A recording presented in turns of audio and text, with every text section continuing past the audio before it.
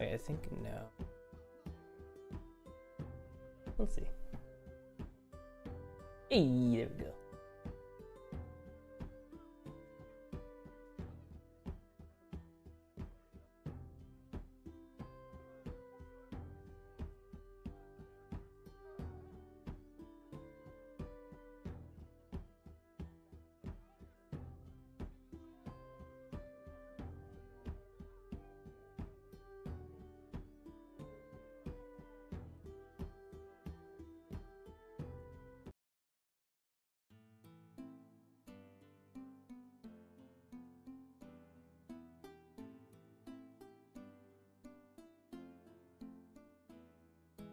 Hmm.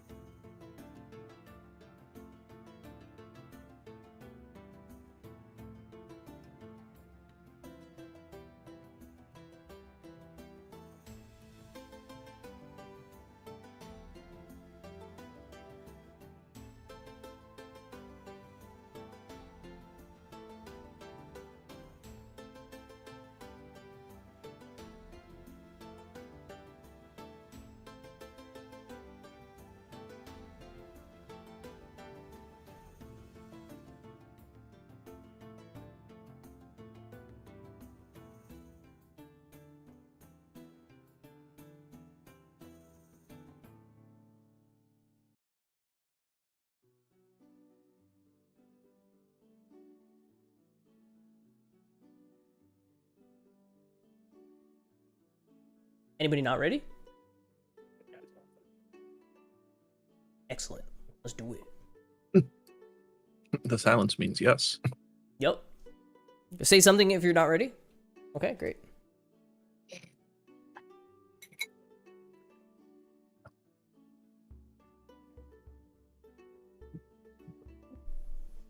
You let me know when you hit the button. Oh yeah, the button's already been hit. We're ready to go. Oh, the Woo, button's been let's hit. go. Amazing. Yes. All right. Welcome back to Lunaria, everyone. I am Salt. I am the DM. Fun fact about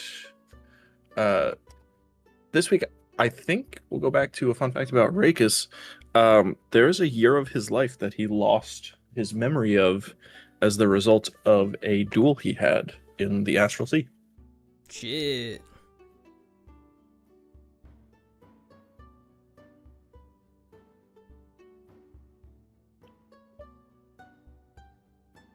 Who I know. lost the year of their life? Our captain? Yeah. Oh my god. Memory-wise, he lived it, but he doesn't remember anything about it. Oh wow.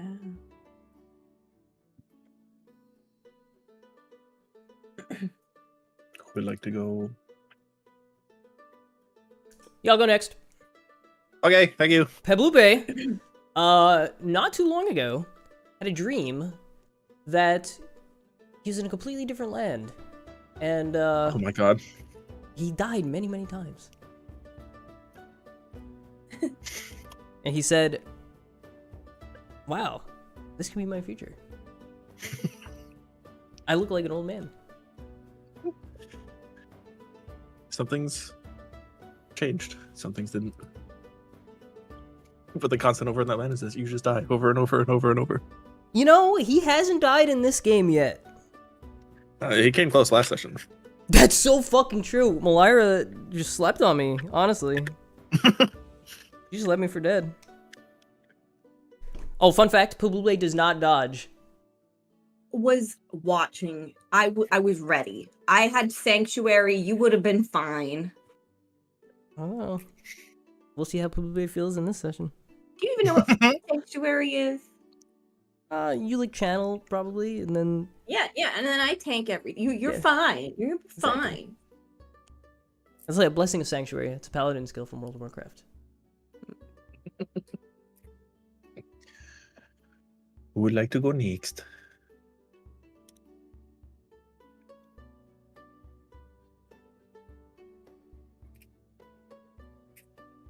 Oh my god, Astrid, thank you for volunteering. That's sick. Astrid doesn't celebrate birthdays. That's God, I just realized. Oh, Astrid's only been a That's- vampire for a short time, right? Yeah, Okay, I was gonna be like, only a and few she's days just before. like 900, and she just gives up celebrating birthdays because like, eh. which I'll go is next. I'm ready. Finally, I go thought of back to something. that. Okay. Fun fact about Malira, her outfits always have a lot of pockets, and I mean a lot of pockets. And there's usually a ton of random shit in them, like mushrooms and rocks and pieces of moss, because You never know when you'll need it. you just never know. Or she just picks stuff up. You know, and forgets about it. It happens. Dude.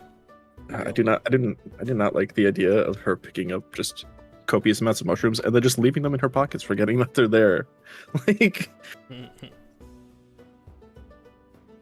I mean, there's always at least one that doesn't make it out of the pocket. Yeah, you ever wonder why when I do acid spray, it's just a bunch of like you just have mushrooms. it's a bunch of like molding, like, well, that's already mold technically. A bunch of mushrooms True. just like fucking thrown in their face.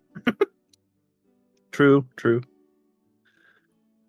No, I was just thinking because Astrid's not celebrating birthdays also ties into a fact from Peblupe session from a couple of sessions ago where he has never had a birthday celebration. Oh, So okay, so you gotta be thinking. Do we actually 'Cause you- keep track of the date in D&D? Like, do you know what date it is right now? Like, I don't even know when my birthday is. We can come up with a birthday for you. It's only been like a couple days Right, exactly. in general. Like maybe 5, 6, 5 days, or something like that. About 5 or 6. It's because you've been in the air. Actually, no, it might have been 4 or 5. I've been needing to brainstorm up like a full calendar because I keep meaning to do that. That would be sick. I mean, we don't need to come up with a birthday because it is not known, right? So. He doesn't know, but I you could. have a gotcha. I can day. have it known. Oh, true. Gotcha day. Gotcha day. Oh my god. We've been questing together for 1 year. No, you gotcha day when your parents found No, when you. your parents found you. Like when you adopt like a when you dog. adopt a pet. Right.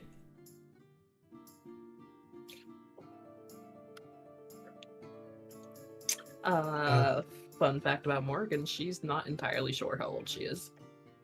What is with all you guys not knowing how old people? Stuff. Listen. Astral Sea works weird.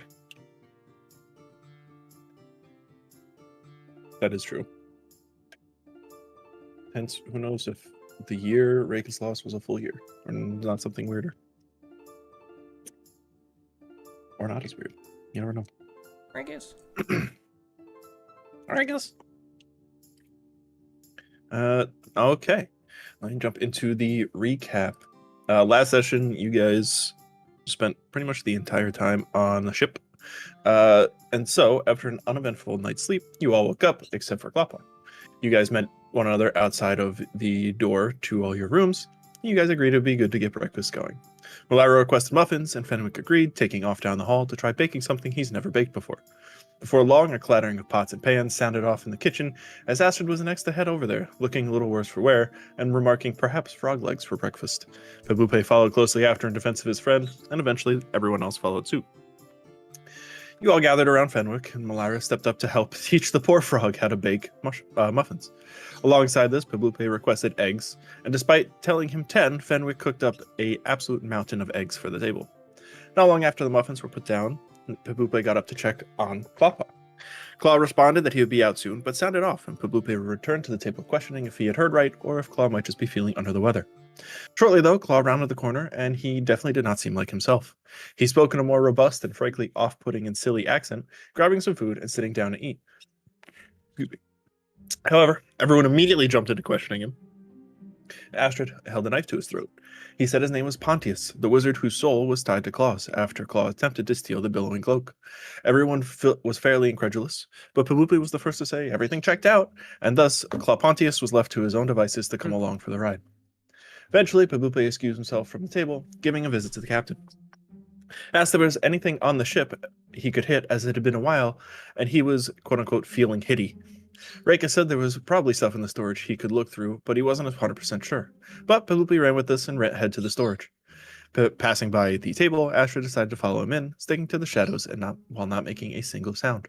First threw a dagger at the barrel near him, hitting the side with a thud before returning to her hand, making Pablupe jump in fright. Checked the barrel, seeing potatoes within, but nothing else. After returning to a search for a training dummy, Astrid made her way over to the barrels, picking one up and tossing it into the middle of the room. Pablupe didn't waste any time, jumped into the middle of the room and cut the potato in half, and then turned around and yelled about parasites as he went after the barrel. He cut the barrel in half with potatoes spilling all over the room, and Astrid watched while sitting on top of the crates.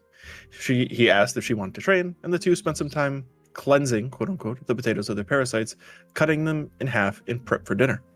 Lyra came in shortly after, taking part in the training and shooting some potatoes with her slingshot. Group also found some fruit, and you guys decided to go topside to see if there was more room to train. Fenwick was up there, and after a request for dinner, he and Pablupe went back downstairs to clean up. Pablupe, quote, taught Fenwick how to boil the potatoes, starting a fire on the floor and moving one of the pot holders over it. While the potatoes boiled, you went back topside, and from there, tried to get more training in for Pablupe. Morrigan stealthily summoned an undead spirit, and the training began. It was rough, with Pablupe becoming frightened multiple times and whiffing punches. However, he would eventually prevail after healing himself back up, sending a guiding frog through the spirit and dissipating it for good. Exhausted and worried for his own safety, everyone went back downstairs to begin dinner. After discovering what you guys had done, Morgan called Regis down to see who acted incredulous. Morgan took it upon herself to help Fenwick make mashed potatoes, and after some hand-holding, he finally got the hang of it, creating a huge plate topped with crickets, per Astrid's suggestion, to bring the Pablupe in his bath.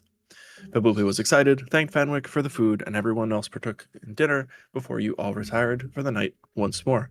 And that's pretty much where we ended. So we can pick back up if there's anything you guys want to say you got in before going to bed, or if you just want to wake up the next morning, that's up to you guys.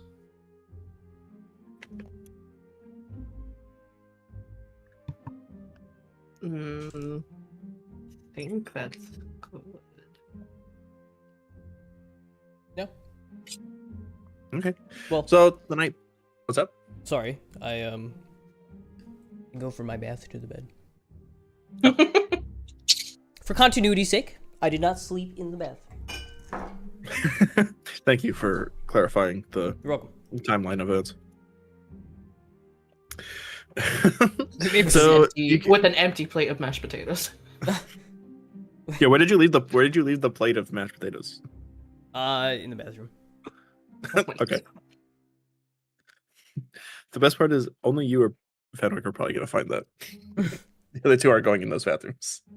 Oh yeah, The other there was the three, okay. guys' room. The other three go into the aren't going into Oh, the that bathrooms. place. Oh no. Oh boy. The two froggy That's your boys. guys'. Yeah, two froggy boys Uh frogging it up in the bathroom. oh. Okay. Okay, so the night passes pretty uneventfully. You guys get some good sleep in. Mostly, falling asleep to just the kind of magical whir of the sails of the ship as it, flies through the air. And you guys wake up the next morning, and it's, you are free to do what you wish. As you guys wake up, you hear Rakus kind of come over the speaker intercom, and he said, he's, well, this thing travels faster than I thought it did. We have about half the day left to get to the desert. We are just crossing over the sands. You are welcome to take a look upon the desert, although I will warn you, it is rather hot out there. And it seems we are coming up upon a fairly large sandstorm. So don't stay outside for too long. You hear the stone speakers deactivate.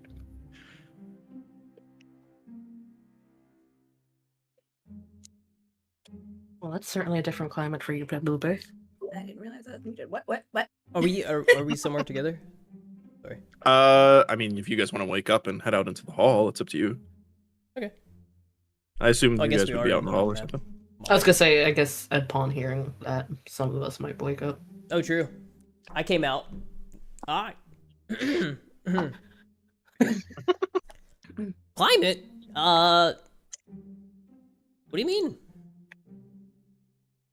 Oh, dry, hot, sandy. Oh, it gets plenty hot in the swamp.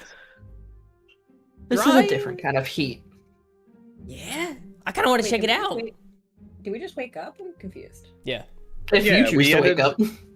I mean, if you want to wake up, you don't have to. If you want to, you got. It was established she's a hard sleeper. It is the morning. Yeah, it is the morning. You guys will make it to where you're heading, approximately around late afternoon at this pace. Normally, trips like this will take from the capital or down into the desert about 3 days or so. You guys completed the journey in about a day and a half or so. The speed of your guys' ship is a bit faster than most others. Nice. So we're heading to the desert, and it's yeah. You guys just basically on the ship. I'm confused. Is the ship not climate controlled? The interior of the ship's climate He just- controlled, but he it might said- feel a little different Yeah, he said just don't outside. go outside. If you We don't have it. Or don't go out for long. Central air conditioning and heating in our ship. What kind No, of our ship- technology is this? No. The interior it of the is. ship is climate controlled. Yeah, Oh, okay. the interior of the ship feels fine. Yeah. And how I do can't we say know you we're guys in the have- desert? Oh, is the system announcement? Oh, Yeah, he his said it announcement. over You the- guys have basically crossed over the border between the plains of the area and now the more sandy desert, and the heat's picked up quite a bit outside. If you were to ask Sir Farron of the Heights, he'd probably say it's 95 degrees outside.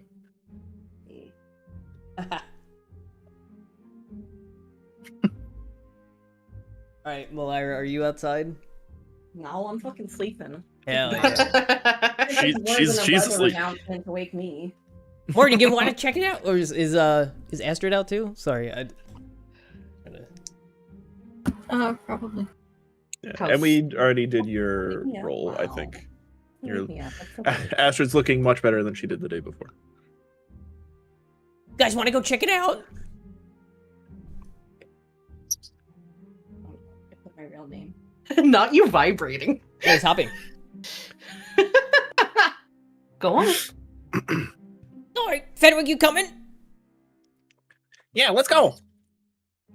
He follows you outside. Is there a door here? Yeah, there's a door there. I just bust the door open, arms wide, ah. So you following him out? No, go ahead. No, I'm just wondering who's going out and who's not. Astrid, are you staying inside? Esther will probably stay inside, yeah. Okay. So the three of you walk outside, and you walk out, and it's hot. It's dry. Like, it's not the swamp kind of hot where you walk out and things are hot and humid and like moist. You know, you walk out and the weather is dry. Like, where you would normally feel like the moisture on your skin, it kind of feels like it's drying it out a little bit. Oh, do your noses feel weird? Ugh. What's wrong? My nose! Not as much moisture in the air as you're used to. Ugh. It hurts! This sucks! Fenwick's like, I don't like this, and he like turns around and walks back inside.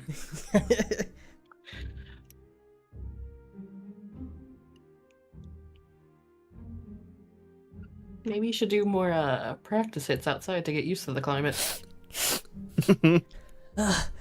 Yeah. How did Claw put up with this?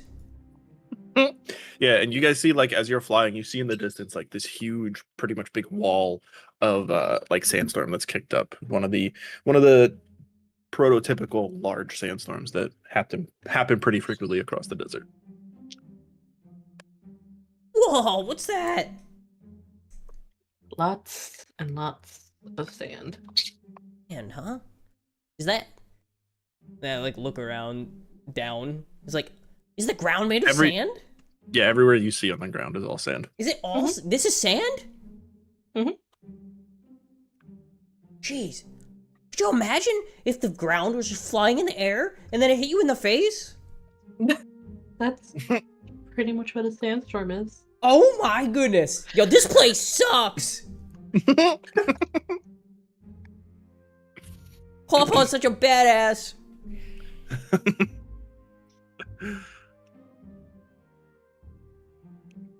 How do you know Yeah, all can this? see it's, like, How do you pretty know about all rapidly this stuff, approaching. Morgan? I read a lot of books. Wow. Books. Yeah, I don't know about that, but Further got my story from talking with folks just like you.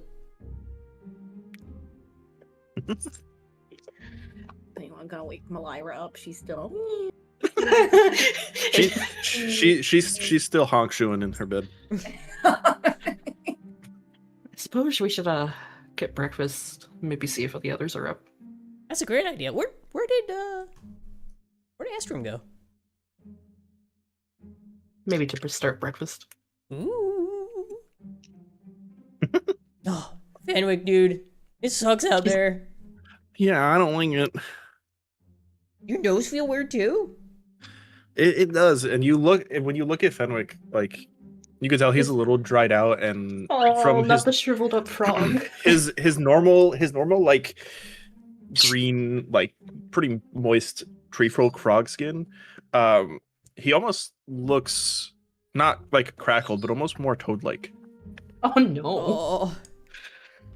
Fenwick, you ain't looking too good, buddy. I don't know. I never felt like this before. It might be time for a bath, dude.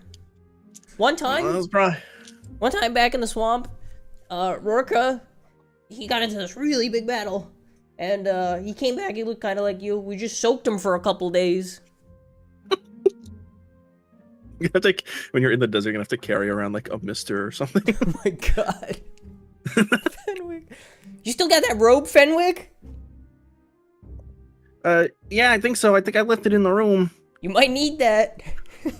That would come in handy. I think you might be right. And he quickly like changes the dial thing and like heads into the room. You see him disappear into the doorway. He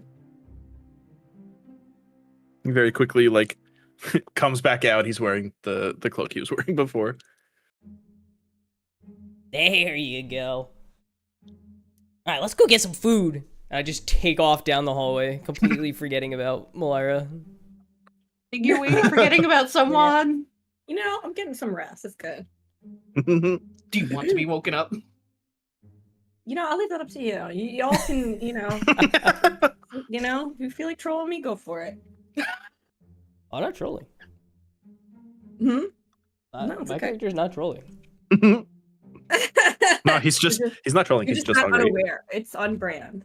He's just hungry. He's food first. That's the mood. Very food motivated. Okay, so you take off down the hall.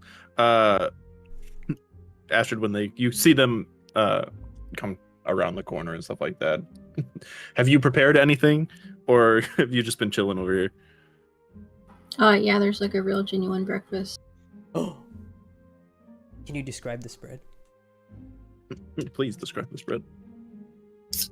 There's eggs, a little omelet station where you can fill it up with veggies. There's potatoes. There's some pancakes. And of course, bacon and sausage. Nice. Fenwick sits down. He's like, "Whoa, you made all this?" Upon the smell of food wafting in the air. I was gonna say, if Morgan didn't notice that she's not here yet, she was gonna take a plate and just like hold it in front of her door. You just see the door creak open and a little And nose it's stick like out. it's like a cartoon, right? Like the scent is like you can see the scent travel through the air and like go through the crack in the door into her room, and then pretty soon after, it's like you see Malira like coming down the hall and she's like floating into the room like a cartoon character floating towards a pie sitting on the windowsill. You got wings. Yes. Yes. I'm still in my pajamas. I'm sleepy. What is this wonderful smell? What? She rubs her eyes. Oh my god! Is that an egg station? Yeah. She rushes over, immediately grabs a plate, starts piling paint. Are there pastries out here? You said there was eggs. Are there like what else is out There's here? pancakes. Just pancakes. Oh, yep, just a giant old big old stack of pancakes then. You get a nice pat of butter on top with the Pulls some things out. See, her jammies have pockets too. She pulls out a little Of jar of course. jam she was keeping in her pocket. Oh my god. Jam in the jammies. It's like, we'll put some of that on top. Oh yeah, For jammies. her jam and her jam. It's for her late night snacks. Oh my god. So you guys, as you like start to eat pretty quickly, you can feel the ship seems to have met up with that storm, and it's kind of buffeting the ship a little bit. It's not like it's pretty stable in here, oddly enough, you'd think, when like you're passing through a storm like this. But you could definitely tell that it's rocking a bit side to side more and more. Ooh, it's kind of bumpy. Where are we? It's the ground. The ground is hitting us. The ground is hitting us. We crossed over into the desert, flying into a sandstorm right now. I've never been to the desert. I've only read about it in my books. Malika, don't go out there. It sucks. Well, I'm gonna finish my pancakes first because Priorities. Make sure you drink that's lots of important meal water. of the day. As you hear like footsteps coming down the hall, and like Captain Regis comes around the corner. He's like, "Ah, you guys prepared breakfast." And you look and you can see he's visibly covered in like sand and dust from the brief moment he went from the underdeck to the topside into the doorway through the main main hull. Ooh, what happened to you, Fenwick? Yeah, and you also notice Fenwick's like a bit dried out. He looks more toad-like.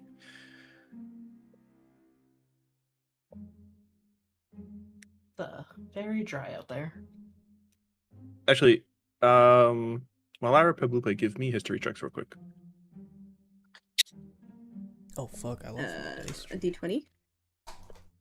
Yeah, D20 plus or minus whatever your history is. Hold on, sorry, my dice are buried in electronic components. History is +3. Ooh, okay. D20s.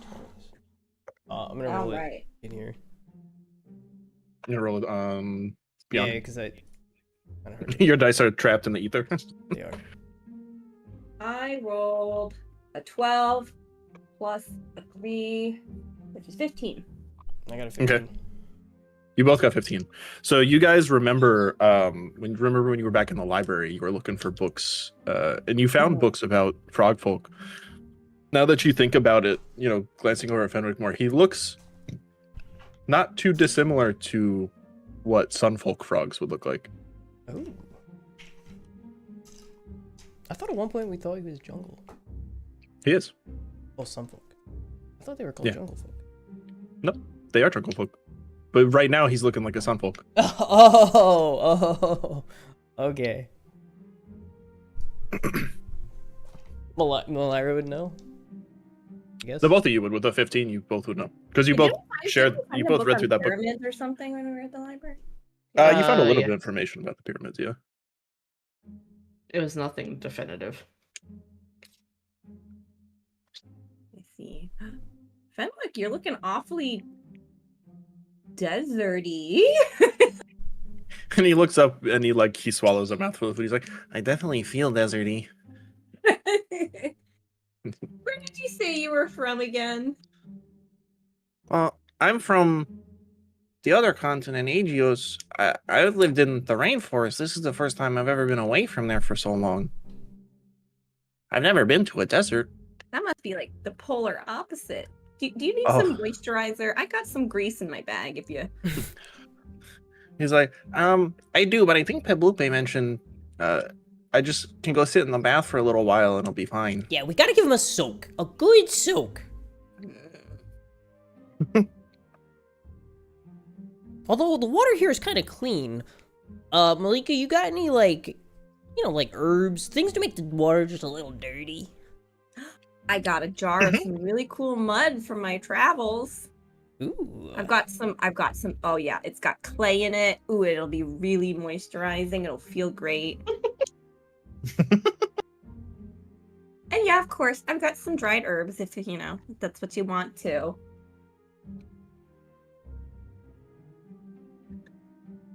Fenwick's like half paying attention. He's like, half sounds good. And he's like eating food. Alright, Fenwick, after we're done eating, we'll throw you in the tub. He swallows it. Okay. Yeah, Regis has like a plate of food, and like in between bites, he's like, I haven't seen a sandstorm this bad in a while. That's so. Yeah, I mean, the desert's pretty known for sandstorms, but this one seems a bit more intense than normal.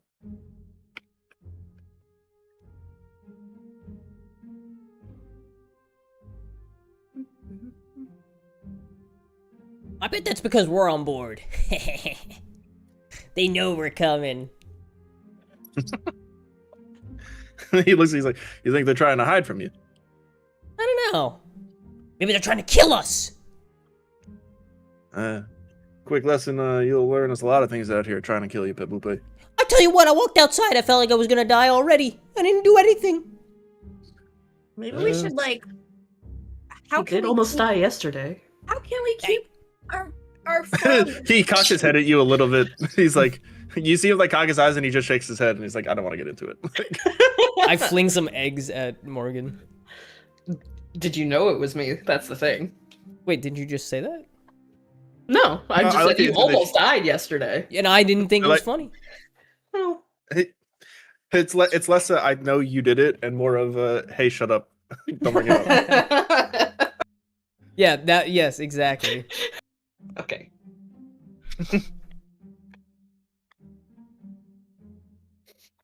Yeah, for someone who's not used to the desert, I imagine the heat and dry air doesn't agree with you. We need to figure out how to keep Peblupe and Fenwick moisturized. They are gonna. In fact, I need to figure out how to keep myself moisturized. Don't you know the humidity levels in deserts? I read that they're so low. I think Fenwick could, probably stay here in the ship while we explore. Stay here? It's Fenwick! I'm just saying, if he's not used to it. How do you feel, Fenwick? He's like, I Glaring. don't know if I want. And he's like, I don't know if I want to be outside, but it's kind of boring in here sometimes if there's no one else around. The adventure, man. The adventure. And Claw. Wait, where's Claw? Or whatever he is. Yeah, he hasn't come out for. Anyways.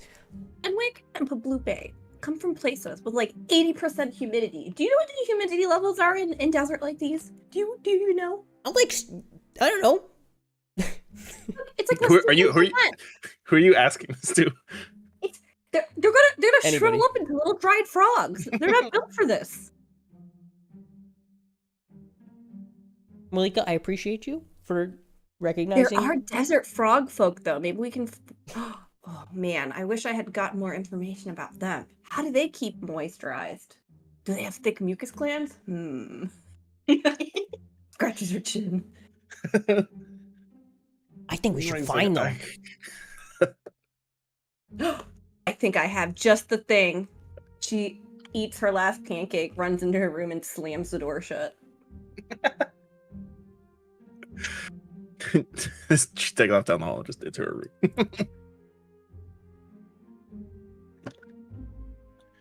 It's like, I can't imagine anything in the desert would be good at staying moisturized. It's kind of hard out there, but well, if anyone can figure out a solution, I would hope it's you guys.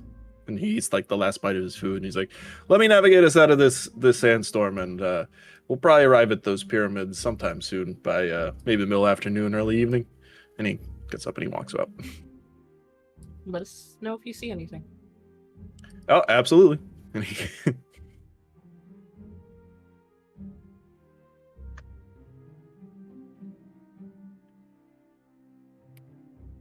All right, So, Mara, Fenwick, do you- let's get you soaking. Okay. And he gets up and walks over into the bathroom. And he gets in the tub. I feel I should. We'll wait for What him to temperature? get- Fenwick temperature. Fenwick temperature? Mhm. He's like, I like it nice and warm. Yeah. You got it, Fenwick. Build up the humidity in there. Oh, yeah. Yeah, you turn on the water and it's like it's steaming already. And Let's stuff get like this that. nice and steamy. All right, Yeah. I'll go get the goods from Malika. You stay right here, bud. I'm not moving. I just wait in the hallway.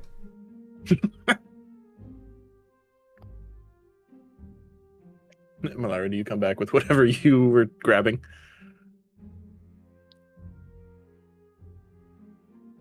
Oh, she's really searching. Not yet. Not yet. She's in her room. You just hear clinking and clanking. Things are happening. You hear some jars clatter, clacker, clack. A jar rolls out from the door. I'm spying. That'd be funny. A jar rolls out and you just see her hand reach out, grab it, and pull it back inside.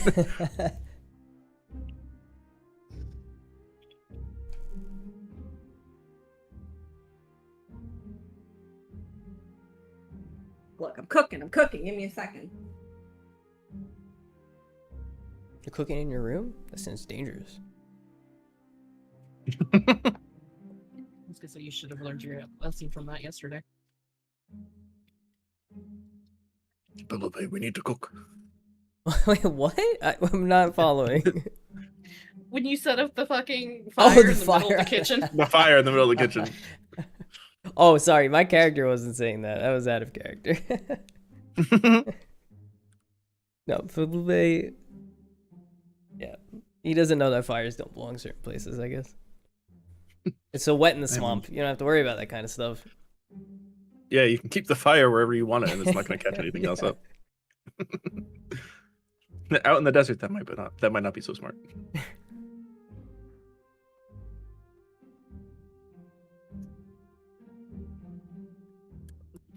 What are the others doing? Back at the table now that it's just the two of you. You feeling better today? Much better.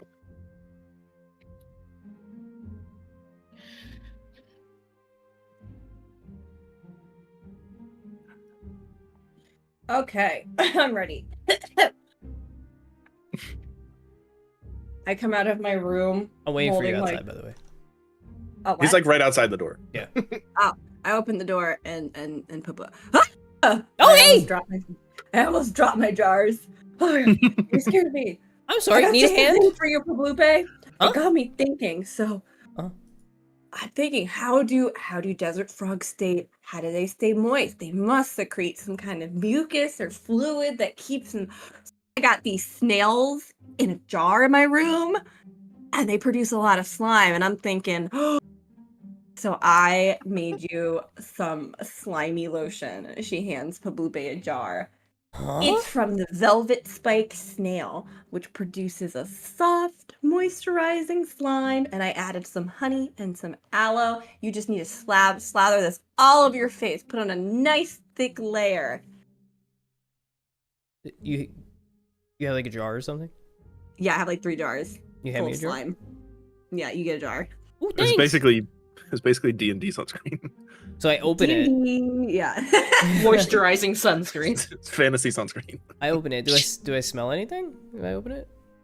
Like, does it have a smell to it? It's gonna smell like a little bit of honey, a little earthy, because it's got aloe, honey, and the velvet spike snail. Ooh. You want to see the beauty that this slime came from? Oh man, she puts the jars on the floor and runs back in her room.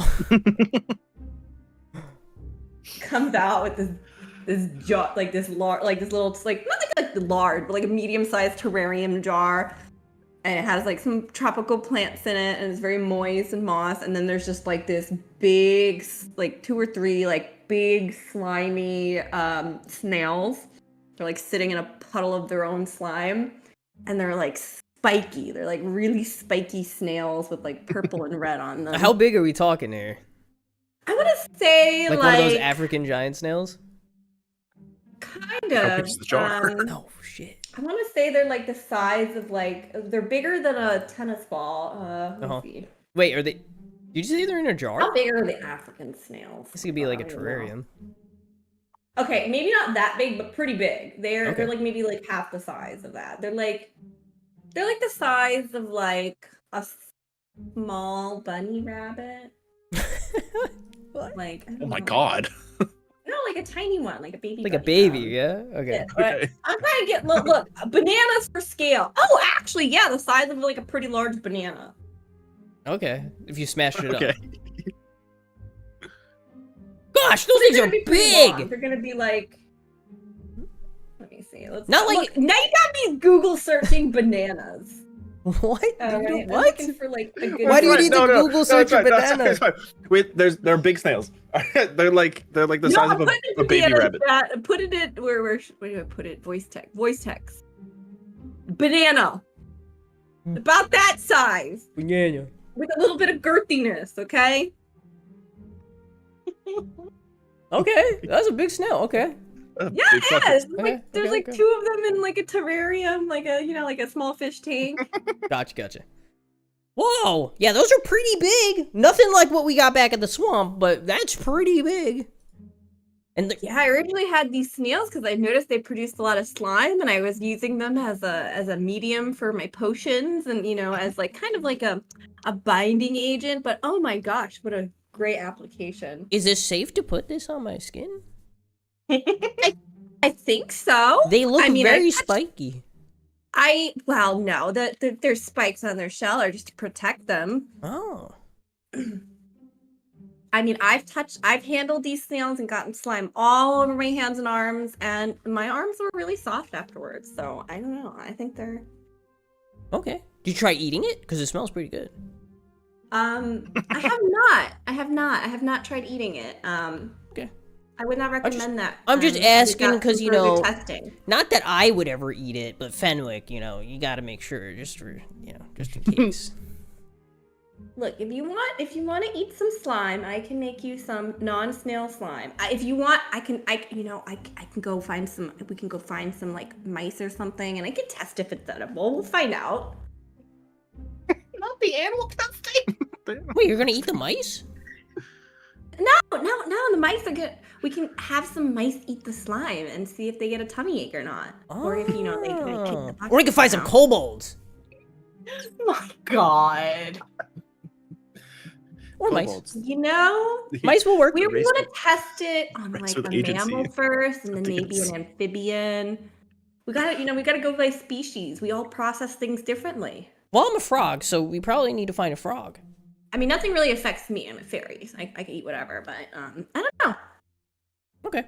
Well, I hope Fenwick can use it then. Now I'm worried. Well, to eat it. What is he, a toddler? No, to wear it. If you get a little bit on you, it's okay, like in your mouth. But like, Can we I wouldn't, test it on Fenwick to see if Fenwick can use it? Well, why don't you try it on? Put a little on your face. How does it see how it feels? My God. All right. And I take out like a half a Decent sized handful. glob. A half a handful. I smear it onto my face. Ooh. Oh, wow. Oh, glossy now. it is. He's slippery. yeah. He's lubed up. He is now Whoa. My face feels squishy.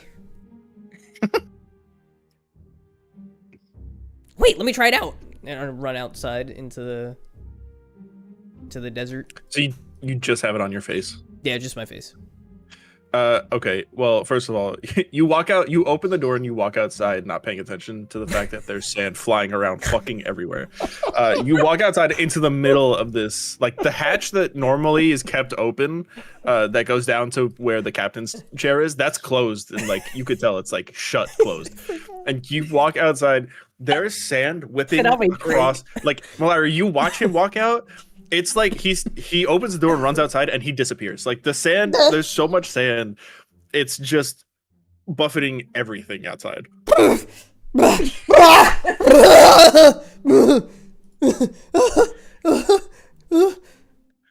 I come back in and there's sand stuck. You come back in and it covered up. looks like you're wearing like a sand mask because it's all stuck to your face now.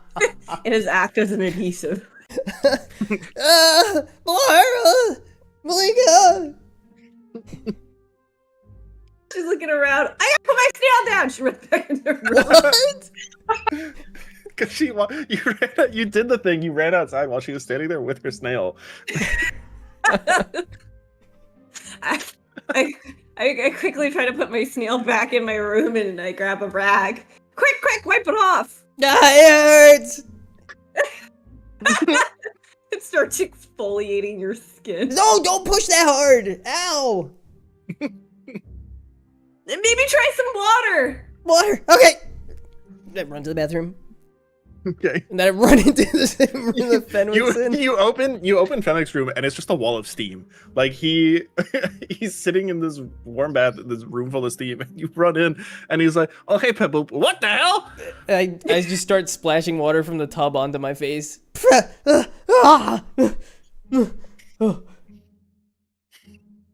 The sand it quickly falls away and stuff falls away. Gosh, Fenwick. Oh my god. I would say your skin doesn't feel dried out though. It's like the moisturizer stuff that you put on your face acted like a barrier. Well, yeah, surprising given the sandblasting. Oh! Yeah, well, the rest of your body doesn't feel too great. Like, because you did walk outside. It was only on your head. Oh, You got like little scritchies on your skin. Well, Fenwick, I'll say it. Malika made this stuff. I put it on my face. I wanted to try it out, and I ran it out inside, and the ground hit me in the face. It's like, oh no, are you okay? I mean, look at me, man. Yeah, like, It's like, well, I mean, your face looks fine. oh, thanks. Yeah, my arms are feeling something fierce right now. It's like a million billion paper cuts. You just got sand all over his bath, mind you. You just like, He's now- ruined his bath. Yeah, you did. Like when you go back from the beach and like you're showering, now the bottom is that like Oh my wet goodness. sand. Yeah. The bottom of the outside showers.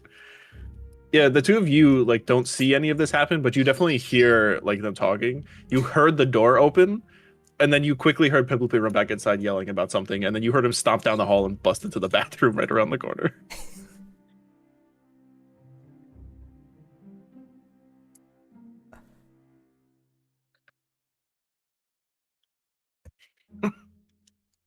Appropriate reaction. You're awfully loud today. When is he not? There. And I run down the hall. How is your face, Pablupe? Is it okay? I walk out. Yeah. You know, my face feels fine. My body could have used that stuff. I forgot it was sandstorming. Come here. Let me feel your face. I can't reach. Okay.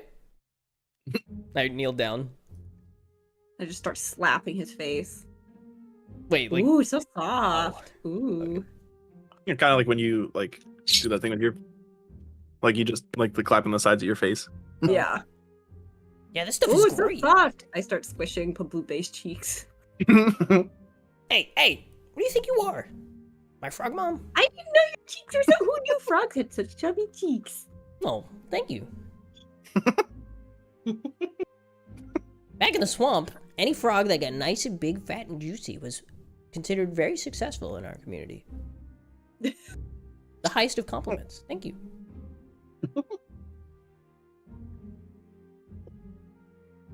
Alright, let me, Fenwick's soaking in there. Go throw some of your magic in his tub, and, hopefully we get to see the desert soon. I can't wait to test the rest of that stuff out. I'm just gonna sit down and eat some more. Hey, guys. You see his face, he's like, His clothes and the rest of him is still covered in sand. rest of him is like covered in sand, or like you can tell his arms are like were buffeted by the sandstorm, and like he's a bit scratched up, but his face looks pretty good. What happened to you? Oh, nothing, just trying out Malika's thing she made. She made this thing out of snail slime. Just gonna arch an eyebrow towards Astrid. That's so. Yeah. She's soaking Fenwick right now, and when she gets back, maybe she could show you. She's got these Soaking two big Fenwick. snails. Why does Fenwick need help soaking? I just tossed him a sachet of herbs and left. Alright. Well, then come in. Come on in, dude. Come on in! Do you have the map open, by the way? I do, but I'm just not looking at it. Yeah, tell him, Oh, Malika. okay. Tell him about your snails. Who? Who am I telling about the snail? I'm so confused. Morgan and Astrid, I assume. Morgan, who just queried about Yeah, your we snails. slapped some slime on Pablupe's face. He looked like a glass frog. It was beautiful. So shiny. But he also made the terrible decision to go outside. So I forgot. Don't do that. I forgot we were sandstorming. don't be like Pablupe.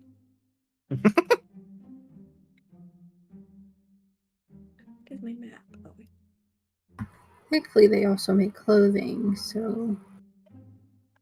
But we got slime about isn't like 3 necessary. jars, and we only need like a scoop. So hopefully this lasts us a while. It's think of it as part of your new desert skincare routine. I'll tell you what, I do like the idea of new clothing, though, Astrim. You're onto something. I agree. I think we need to get stuff that like covers as much of our skin as possible. We really don't want to be exposed to the elements. You think I those... hear that there can be storms of sand just whirling in the air. Yeah. I think Pablupe can attest to that, judging by how he's looking. Yep, there's one outside. Well, I mean, we are flying in the air at a high speed. Yeah, And also, then it also doesn't help.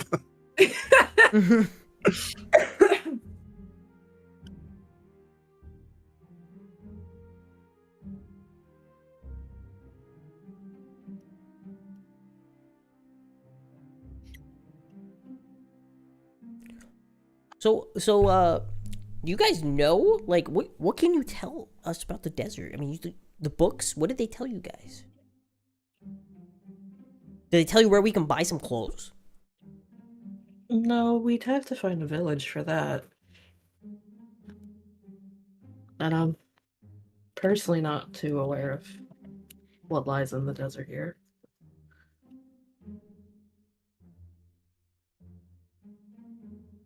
Do any of us have any like books about like any of this? I mean, you guys had the. We also have a map. Like lore books. Yeah. Could we like roll to see if we recall any What? civilization pockets in that area? If okay, what kind of information do you guys want to recall? Because civil like any like if there were any major cities or towns or famous like areas mentioned, or like people or something, not people, but like something lives. Give me history checks. Aha. And read. I feel like that would be in a book, right? If you're reading a book about desert and they're like, there is a city west of blah blah blah. That is. Ooh, I rolled a 17. I rolled a 17, and my history is +3, so 19. I got a 16. 16. Anyone else rolling history? Just the. I think that's it. Just that. The both of you do recall, in various readings and stuff like that. Generally, people don't try to live in the desert because the conditions are usually too harsh. You do know, and of course, having someone who is from there, that there is that tabaxi community, although they have been known to be notoriously hard to find. And the other major landmark that's in the desert is the pyramids on the southern tip. And there are kind of rumors of those sunfolk frogs that are in the desert, although they're largely unconfirmed reports. But generally it's a pretty harsh environment, and so generally people don't live there, aside from Claw's community. Okay. I would say Does this Claw was tabaxi feeling. community have a name? The community does his community have a name? Mm-hmm. Yeah, it's called the Crescent Tail. I guess if Claw was feeling more like himself, we can ask him about his community, but. Well, do you guys know the name? Like, did you see it in the books? Like, where are we headed? We're headed towards the pyramids. Yeah, apparently there's a tabaxi community called Crescent something or other. I can't remember the full name. Crescent. Maybe Clawpaw will know more about it. But it sounds like that might be our best bet for finding supplies. Yeah, golly, I probably want to go there before we go to some, pyramid in the middle of the desert and dry up like a bunch they'll of probably toads.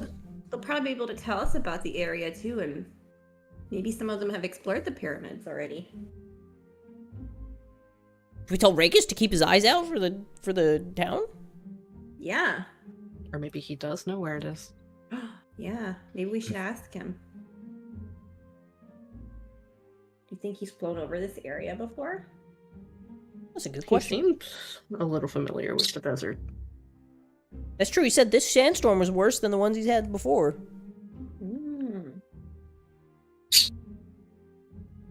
Where's the intercom in this room? They're near the doors. Okay. I go to the intercom. Hey, Rakus! I'm like yelling into it. I don't know why. He's like, you don't gotta yell, kid, but what's up? Oh, sorry. Where exactly are we headed? Is it to the pyramids? That's where I was planning on it. It's kind of hard to see within the sandstorm, though. Yeah, gosh, how do you know where we're going then?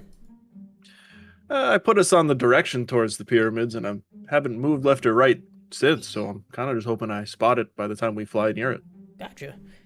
So, you spent time out in the desert? You said something about other sandstorms. Yeah, I mean, I've flown through the desert a handful of times. Have you happened to find like any communities out here, like where Claw's from? Cat people. There would be lots of cats. Not that I've personally stopped at, but I have heard that there is a community out here for that, though. I don't know why anyone would want to live out here. I hear you on that one, dude. Malika, what's the name of the place again? Thanks. I heard her from the other room. She said something. Okay. Yeah, it's called like Crescent something, Regis.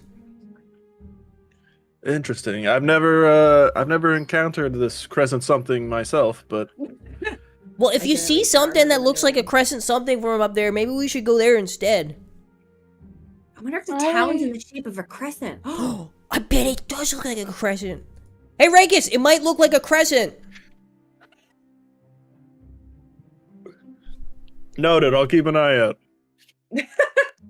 Thanks, man. What was the name of the town? Crescent what now? Tail.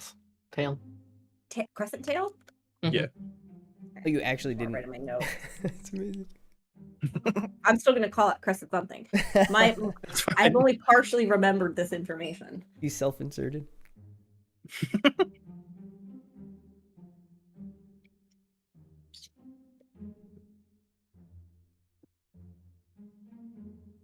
Oh man, I'm getting full. Thanks for the breakfast, Astrid. Yeah, thank you, Astrid. Of course. What are these things? I didn't eat any of those, and I point to the pancakes.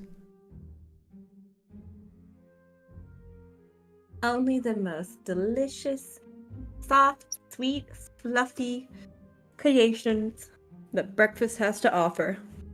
Oh, I might have room for one. You know, you could sprinkle crickets on it. Oh, it's a great idea. I take my bag of crickets out. I sprinkle it in, and then like roll it up like a burrito, like a flauta, I guess, or yeah, burrito, sure. And crunch into it. Oh, this is pretty good. Yeah, you'd see him bite into it, and the pancake crunches, which no one ever wants, generally. There's nuts in there. Yeah, unless you have some nuts.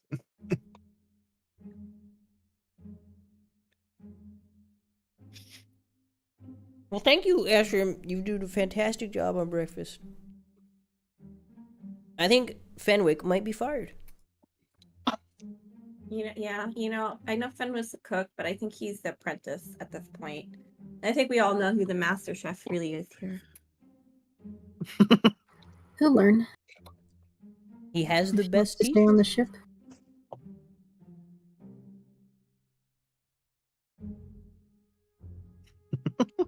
Are you gonna stay on the ship, Astrid?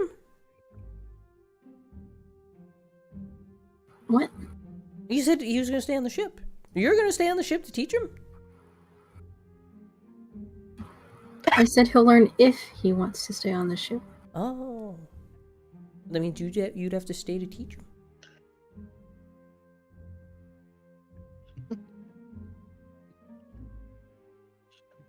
No.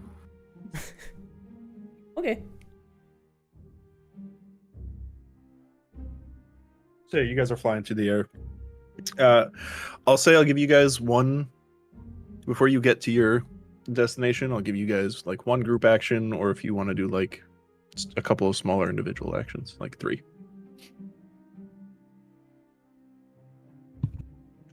I think personally I'm good if we just say, hey, we're here.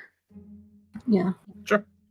So you guys are finishing up, and you do a couple of miscellaneous things on the ship, and eventually over the intercom, you hear Rakis kind of say, he's like, there seems to have been a break in the sandstorm, and we flew through what appears to be the back end of it, and right there in front of us is the pyramid. So I'm touching down real quick, but if you guys want to take a look at them, feel free.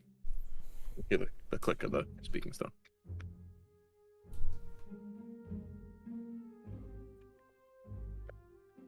Looks like we're finally here.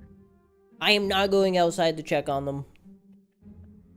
But we're here to explore them. Wait, we landed? He's going to. Oh. Yeah, you guys are currently landing. There is no sandstorm outside. It's just the heat. And a beautiful view of the pyramids from above. Yeah.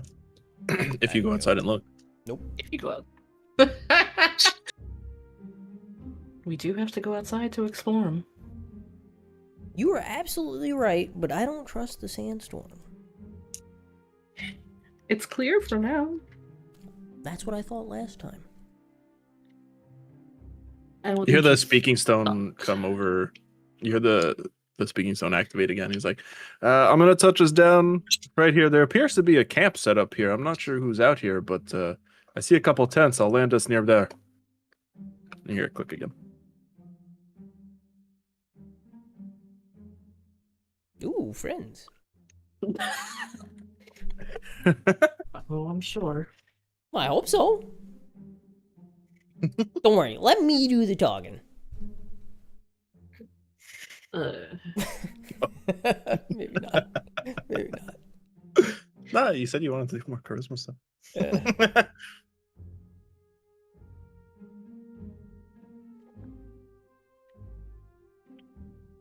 So you guys can feel the ship land.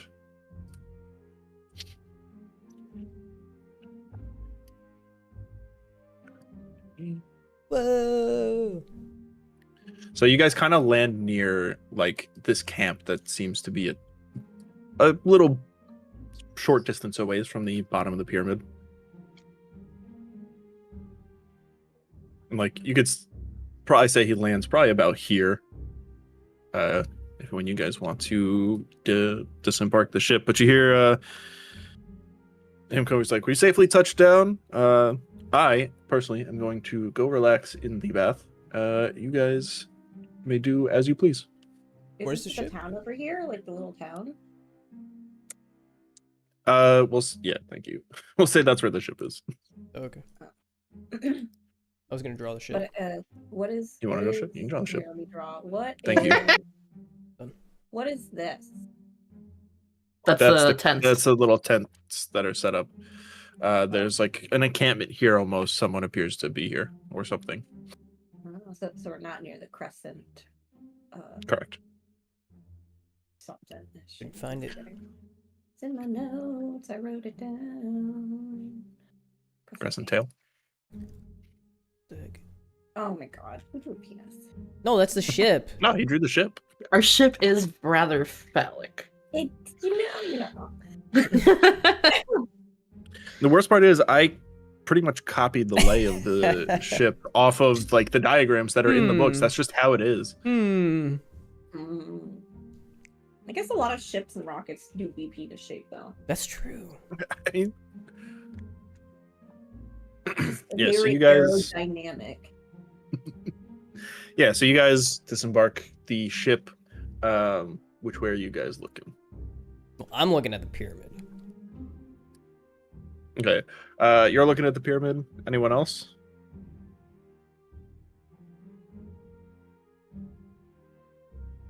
I was gonna say probably keeping an eye on the tent. Okay, so you're keeping an eye on the tent. I'll say this. Anyone looking actively, so you look up at the pyramid and it's this towering building made of like limestone and like as pyramids are. But anyone who's looking at the pyramid, give me a perception check. Yeah. At the pyramid. Yeah, if you're looking at the pyramid.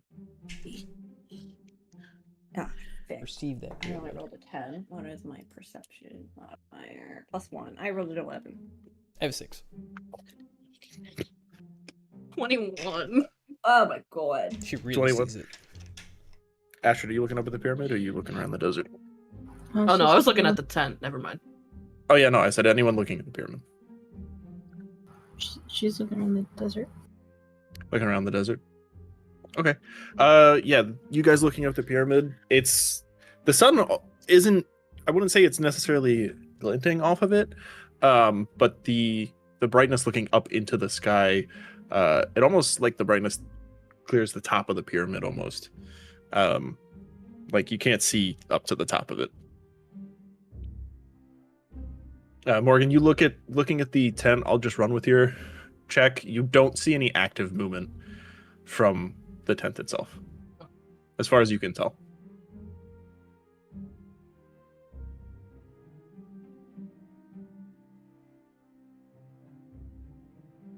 Did you want to bring Fenwick with you? I think that should be up to you, actually. I like to imagine he probably like steps off the ship and he's like, I don't know, and you see him touch down onto the sand and he's like, I don't like this, and he goes back up into the ship. I like that. Even with the snail slime sunscreen. Yeah, he's still not a fan. Okay. Yeah. I slathered that stuff on before I stepped out, so I'm like covered head to toe. Okay, I imagine. Yeah.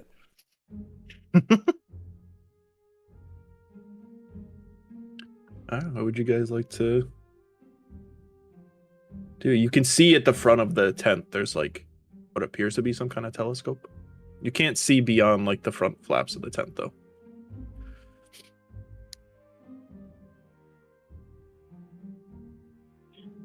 What should we check out first? I mean, I really like Asper's idea of trying to get some desert clothes. My arms, even though covered in this beautiful snail slime, are feeling kind of chapped. I think if we're going to move around properly, we should have the proper gear. Agreed. Let's go make some friends.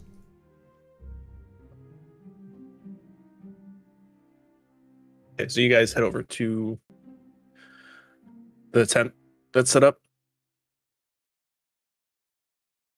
Yeah. All right, so you guys head over to the tent, and you walk into the front of the tent, and it extends to the sides. But you kind of walk in, and there's like tables and stuff covered with all kinds of things. Some looks to be materials. There's crates around. Some have research papers. It seems like. You look around to the sides, and it's like there seems to be a table and stuff set up, and you can tell there's what seems to be a cot set up or something in one of the side rooms. Are there any people? You don't see anyone in here currently, no. Morgan's gonna take a look and see what's on the desk. Yeah, you look around the tents, the tables that are inside the tent. There seems to be some books, some notes. There's a lot of them that are just referencing, like some appear to be journal entries, stuff like that. And there's stuff like referencing the pyramid itself. There are technically 3 pyramids. This is the biggest one. The 2 are off to the side. You can't see them on here. There's some notes on the table reading that the smaller pyramids appear to be inconsequential. There's nothing that can be gleaned off them.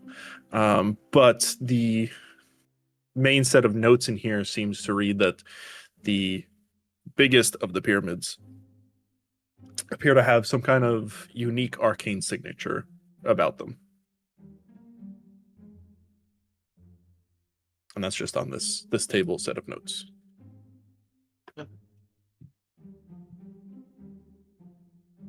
Man. Guys, does this not weird you out? Looks like someone's possibly here just to research the pyramids more.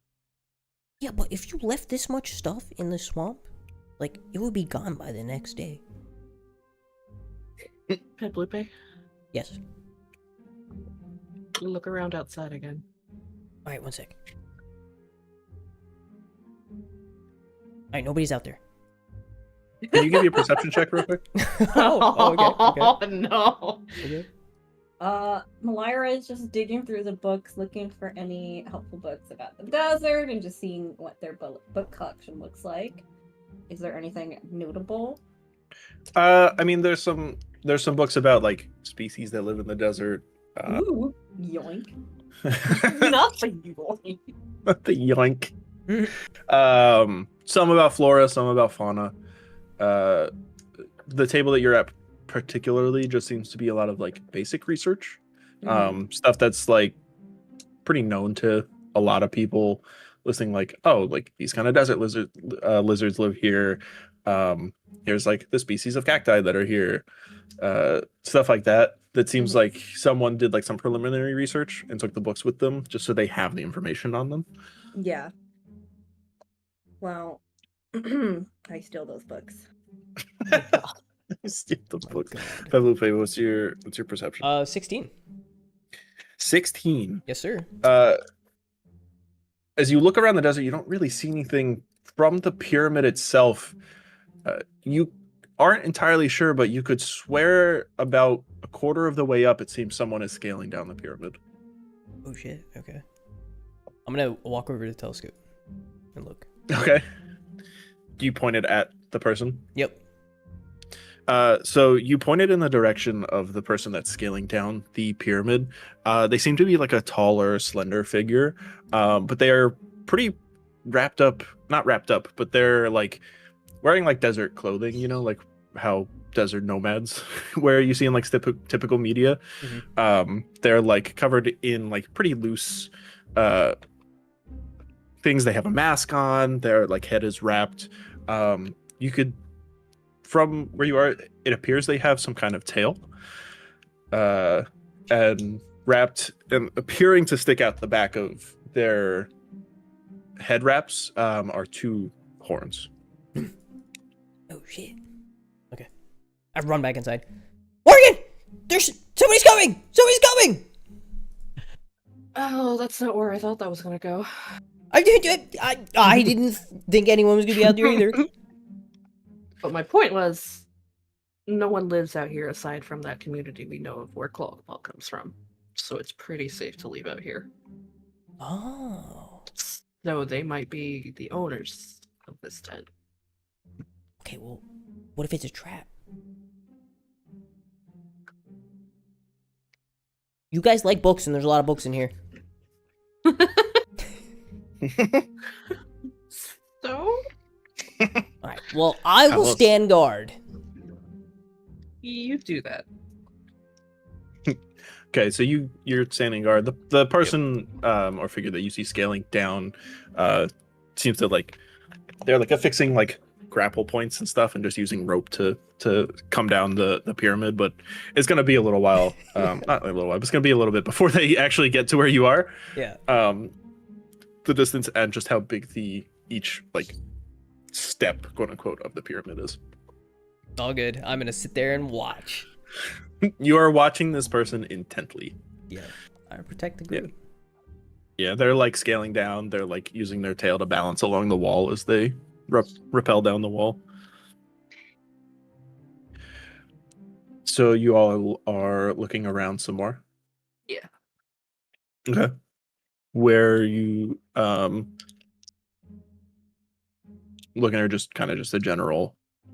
Just general, see what else is around. Yeah. So, I mean, you see through like the one end here, it's just like a table with what appears to be like a little bit of food set up. It seems to be like where they eat. And on the tables, there's like some more research notes that you can appear to see about the pyramids themselves.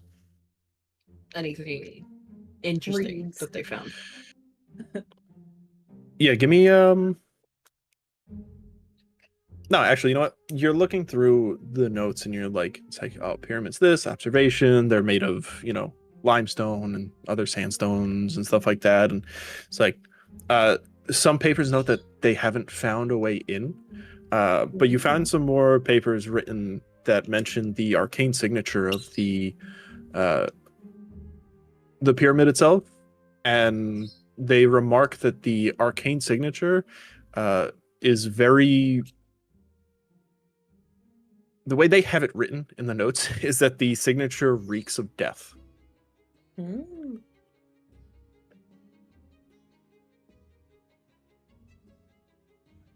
There's notes in there that say there are runes carved all over the surfaces of the outer walls, it appears. They're often buffeted by sandstorm and stuff like that, but in clearing, they've tried to done a bit of arcane study on the runes that are around. And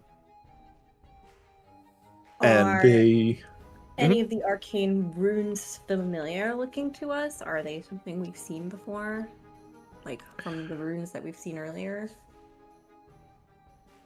From the runes that you guys have seen earlier, no, but in the notes here, they have it written that from the studies that they can glean, it's from a much higher power, some kind of god or goddess. Hmm.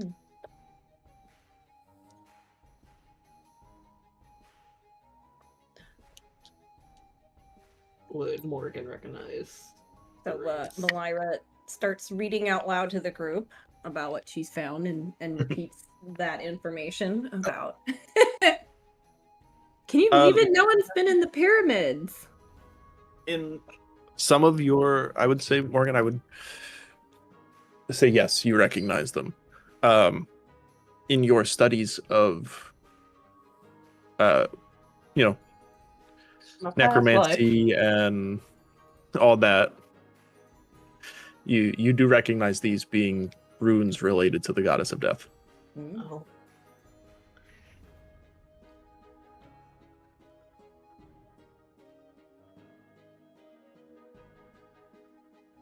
Seems like if we can figure out how to decipher these runes and get through them, we might be able to be the first ones to enter the pyramids. Well, I can tell you who they're related to.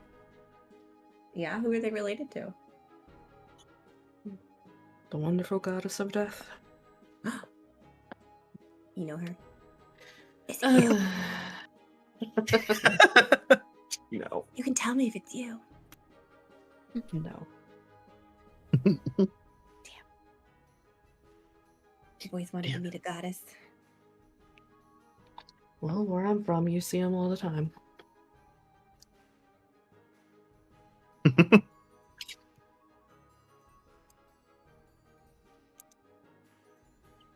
Some aren't worth the hype.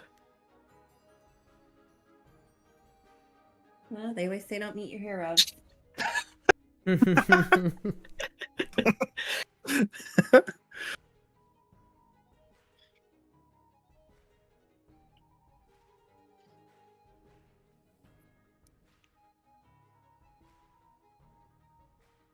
Anyone's checking out anything?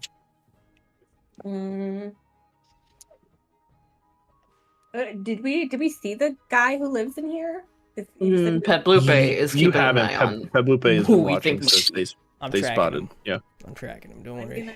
I'm gonna Yeah, be- Peblupe, as you watch, they've reached the bottom of they just drop down into the sand, and they're like starting to walk up towards the tent. Oh, Lord. Because I think that there's no one here, I'm gonna go into their personal quarters and just start poking around, trying to figure out who lives here. You No, walk. if there's any shirt or hair, or just You walk in there. The cot that's in there, the blankets are. It's not made. You can tell it's been used pretty continuously. The stuff in here looks like it's been used for quite a while. You kind of check through some of the boxes and stuff in there, and in one of the boxes you appear to find like sets of clothing, like desert oriented clothing, stuff to keep you cool, protect you against the elements and all that.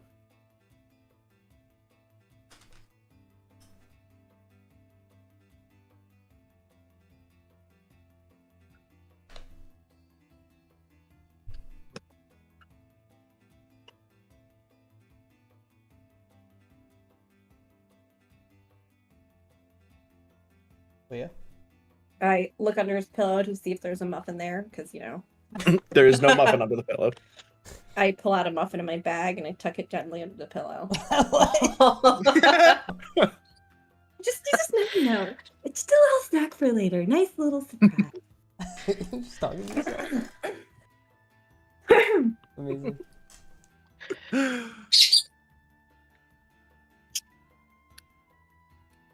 Yeah, but as you're watching, hearing some of the commotion from behind you, you hear, or like you watch ahead of you. You could see them like get about to where your ship is, and they stop and they turn and they look up at the ship, and it seems like they're observing it a little bit, and it appears they reach into like a satchel that they have, and they take out a notebook and they seem to scribble something on it and like flip the notebook and close it back in their satchel and continue walking.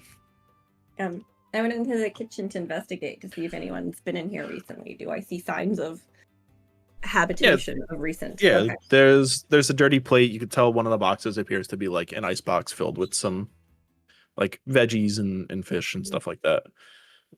I wonder who lives here. Maybe we should just wait for them to come back. I'm just gonna plop myself at the table.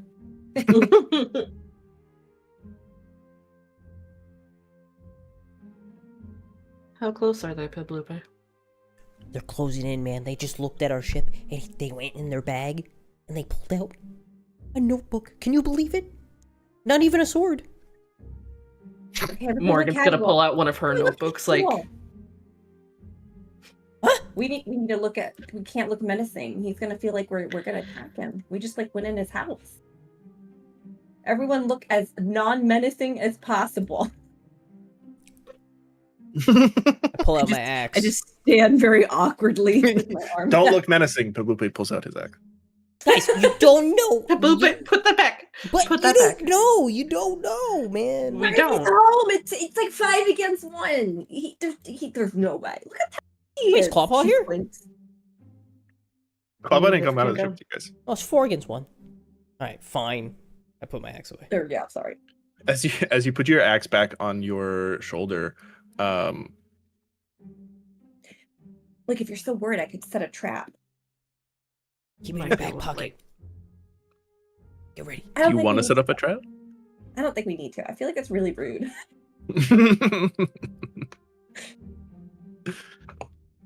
Are you guys arranging yourselves in a certain manner in the tent, or are you just kind of like standing around? I'm standing right next to the doorway. I'm standing like planking up, like upright, like my arms are out. I'm trying to be like, look, I have nothing on me. You're like T-posing? Yeah, T-posing. Yeah, that's it. Stealth away. What was that, Ashton? She's stealthing away. Ooh, Oh, she's stealthing away. Okay.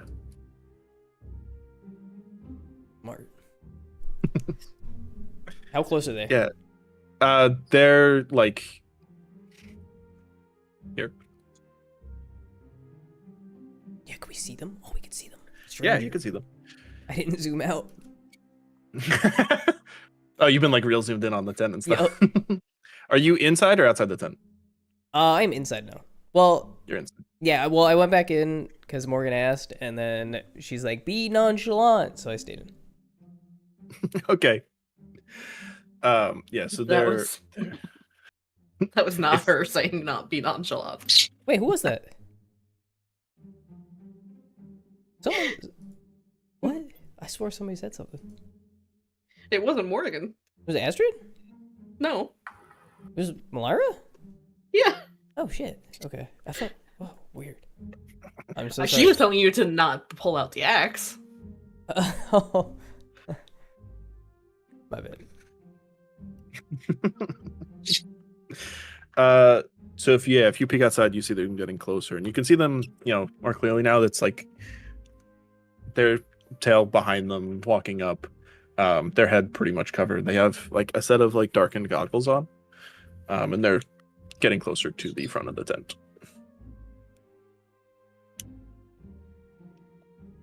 Did we wait for them, or did we meet them out?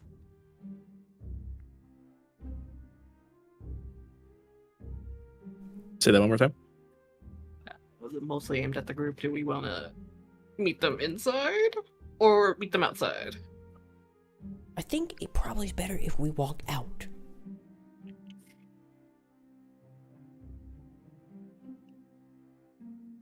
I'll go, guys. Oh boy. I'm behind you. T-poses, waddles in a T-pose. You just walk out with your arms outstretched, T-posing, like. And yeah, so you step out, and the figure is getting closer. Door as to not get blasted by any dry air and wind. And you see them walking up, and as they get closer, they pull their goggles up and like lay them on like the base of like where the horns on their head are. She was like, "Excuse me, do I know y'all?" Hey, howdy, stranger. No, I don't think so. We just happened upon this area, and we had to take some break from the desert. So, my friends are inside. Oh, I see. I did notice I was climbing off the top of the pyramid, and you guys flew right overhead. I assume that's your ship over there. It is. It is. Yeah, I saw you coming down from the pyramid. That's some really, really acrobatic stuff you're doing up there. Quite impressive. Hello, Thank you. friend. We come in peace. Are you still T-posing? You walk out still T-posing. She's like, "Oh, well, thank you. I've been observing this pyramid for quite some time." Oh, hello. What? We come in peace. Oh, well, that's great. Why are you standing like that? I'm just showing you my arms. She's like, After she she's like, already clearly said she's pocketed some books. yeah, right. Well, And they're in my backpack. You can't see them. It's like, well, if you're here in peace, I'm in peace. And she holds up her hands and like, she walks up to you a bit closer, Pablupe, and like outstretches her hand for a handshake. Can I see, like, she took her goggles off. Like, what did you describe her as? Any Her eyes, the only thing you can see physically about her were her tail, a bit of her like horns, and her eyes appear to be fairly distinctly feline-esque. Okay. Nice to meet you. Peplupe Sandsmark. I shake her hand. She shakes your hand. She's like, Merida Starlight. Starlight, what a fantastic name. Thank you. Are you from the stars? I've got a little friend myself who's got a little bit of star in him. What was her name? Merida Star what now? Merida Starlight. Starlight. Aw. Let's go inside. Get out of the like, heat here. That was my intent. These are my tents here. I just walk her into her own tent. You invite her into her own tent. Yeah, come on in.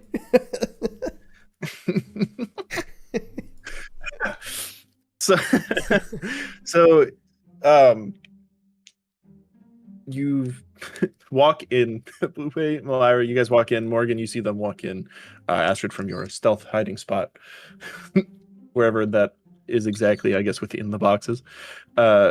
They walk in, and following behind them is this fairly tall figure.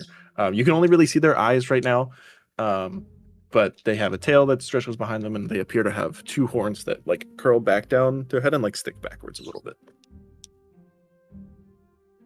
Hey everybody, this is Merida Starblight. These are all my friends, Merida.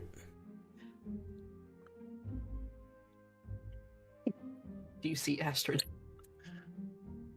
All my friends. And it's just one person you see. And it's just one person. She looks around, she's like, "You said friends, but there's one other person here." I was referring to Malika, who's right here, who you met outside. It's Malira. Nice to meet you.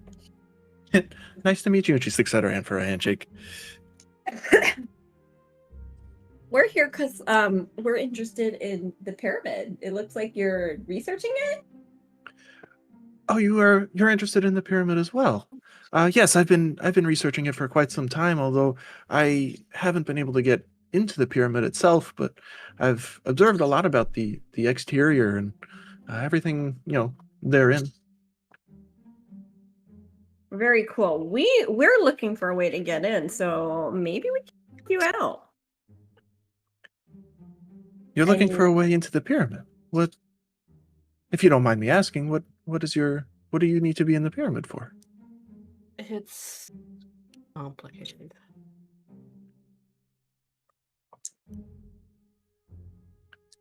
I see. What are you hoping to find in the pyramid? Well, I have a fascination with ancient relics and all of history and such.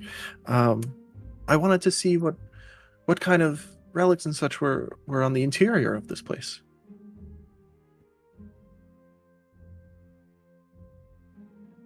I see. I mean, well, I suppose we're kind of adventurer historians ourselves. We saved the king. She looks over at you and she's like, "You saved the king." Yeah. Well, actually, we kind of brought him back from the dead, right, guys? We're not going to. No, about I that. think he was just really, really weak. Yeah, we saved him. She nods her head when you say back from the dead, and like gives a small glance over to Morgan, which says, "We're not going to talk about that." She's like, that's quite interesting. Yeah, we're kind of a big deal back in town. Unfortunately, the queen is missing. The queen is missing.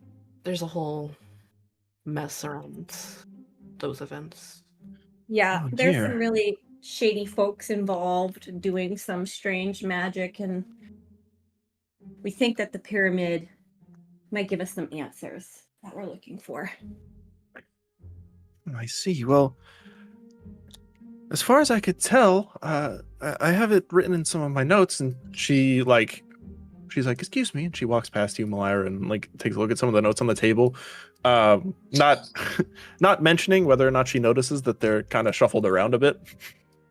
But she's like, "Well, from all I could gather, if you are familiar with death, as you say," and she nods at you, Peblupe, and like a little bit at you, Morgan. She's like, this pyramid seems to be involved with the goddess of death. I noticed those runes in your notes. You're correct. And she looks at you and she's like, you're familiar with her. You can say that. Interesting. What's your relationship to the goddess of death? Complicated. She's like, oh, that's interesting. She's like, so the three of you are here to explore the pyramid? We have some other friends helping us, but yeah. We're hoping we can find something that might help the greater cause of what's going on. Interesting. Well, I'd love to be of any assistance. And she, at that point, takes the head wrappings off, and like her skin's tinted a bit red. You can see her facial features a bit better now. She's remarkably moisturized for having been out in the desert for so long. And she, her hair is like neatly cropped. It's back between the horns on her head. And like I said, the horns curl back. You can see her like very feline-esque eyes. And she takes off the gloves that she has, and she has, more reddish on her hands, and her fingers kind of come to a claw point. Astrid, I assume you've been looking at her this whole time? Yeah. Just watching.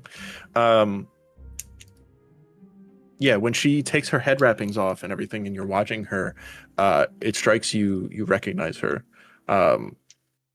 This is the same Merida that came over here with you and Bran when you came over here as part of guild stuff.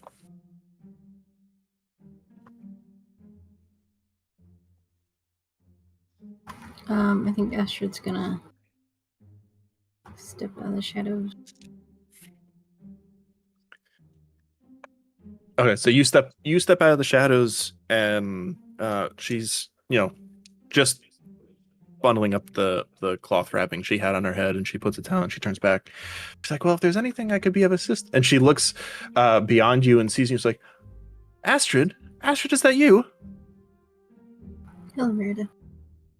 Oh my god, it's been so long. And she like pushes past you guys and like comes up to give you a hug. I'll hug her back. She gives you a hug and she steps back. She's like, Astrid, I didn't know you were involved with this group here. Why are you hiding in my boxes? I didn't know who owned the tent. You know how it is. That's true. That's true. Always a cautious one you are. Wait, you guys know each other? Yeah, you could say that. That's so yeah. cool. We both came over here as part of work for the guild we're a part of. Oh.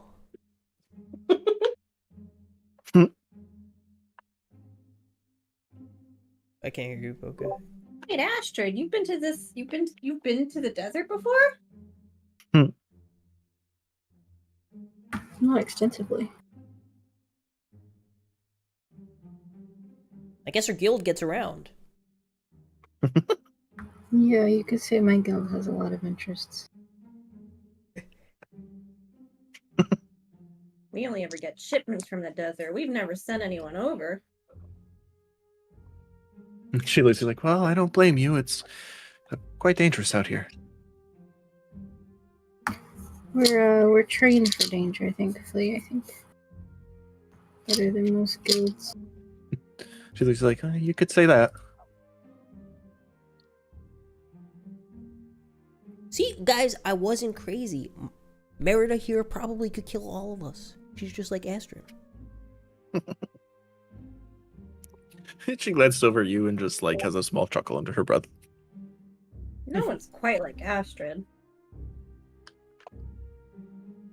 And Merida looks at you fair, Astrid doesn't have to lift a finger to kill you. Huh?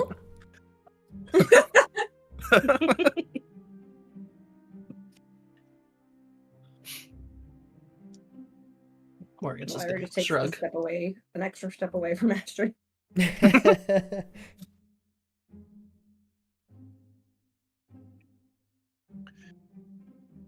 And so she looks amongst you all. I was like, well, I've been trying to figure out a way to get into the pyramids. Like I said, they're covered in these runes of death, and you seem familiar with the goddess of death. And but I'm not entirely sure what we can do to get inside.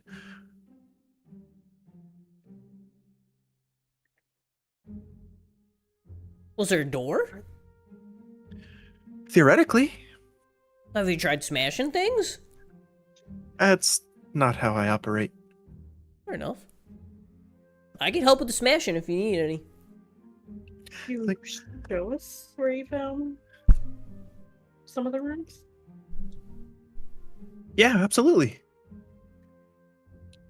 So she like heads out to the back out of the tent. God damn. What? I forgot to ask her for clothes. It's okay. I know we're good. Sorry. It's like, here, follow me. And you guys all walk, like, I assume, up to the base of the pyramid. And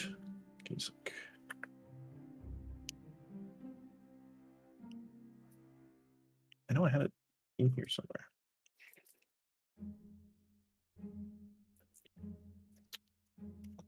Yeah, so she walks up, she shows there's two she's like, right here, and she points to the base here of the pyramid, and she has one direction that she walks over, and she's like, there's one right here, and then she walks a little bit over to the left, and she's like, and there's one right here. They appear to be the same rune here. Specifically, of course, all of the runes are related to the goddess of death, but this one is her symbol specifically. I had to assume that it's involved with the entrance to the place, but I haven't figured out how to activate them. See, the rune patterns look like outline what might be a door. They're to either side, and it almost looks like it's somewhat unremarkable, the positions, but they're definitely in two spots that seem like they have to be activated, and something will open up, as you can tell. and from what she's explained to you.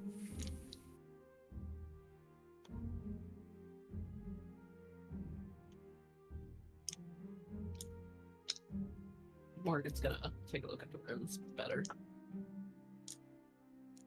Okay, give me Arcana or Investigation.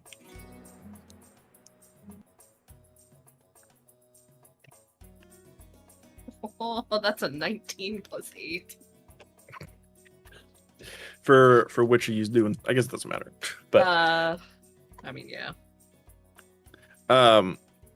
As you walk up and you get close, you can feel the energy kind of emanating off of the symbols already. You can tell that they appear to need probably some kind of necrotic energy or some other, activation by those with relation to the goddess in some way.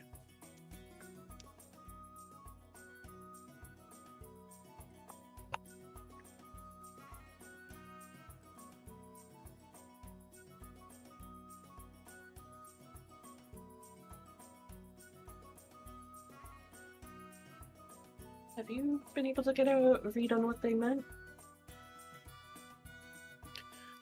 Can you say it one more time? I was asking her if she had a read on what either of what the symbols mean. Well, I know that these symbols mark the goddess herself. Yeah.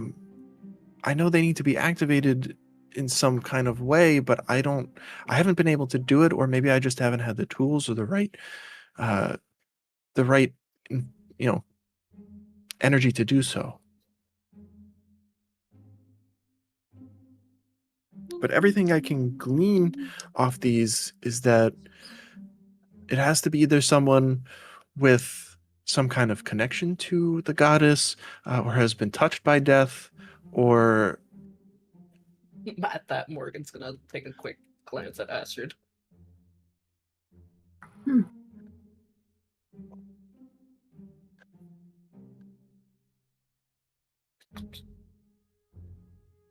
You try one and I try the other? Sure. Okay, so you... Yeah, both gonna try and try to touch the rune to see if that works. Okay, so you walk up, each of you, to one of the runes each, and you place your hands on the rune, and for a second, it almost as though nothing happens until you hear, in your head, almost a voice. And it's you can feel the runes warm up and start to glow in front of you. And the voice in the back of your head is aspects of death you may enter. And the runes, they glow up, and in between them, this doorway, you could see the stone shake and move backwards a little bit, pushing some of the sand off onto the floor, and it moves back a bit and opens up in what appears to be a tunnel. There's darkness coming from the inside. You can't see much further beyond the entrance. Whoa. I don't really know how to feel about that. And she looks at the open doorway, Merida, and it looks between you. He's like, how did you... Complicated.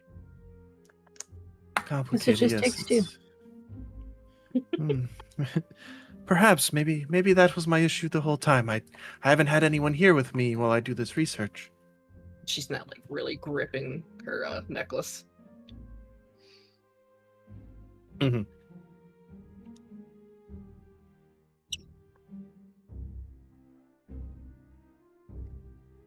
Didn't even take any smashing. Oh, poor Pebble-Pig.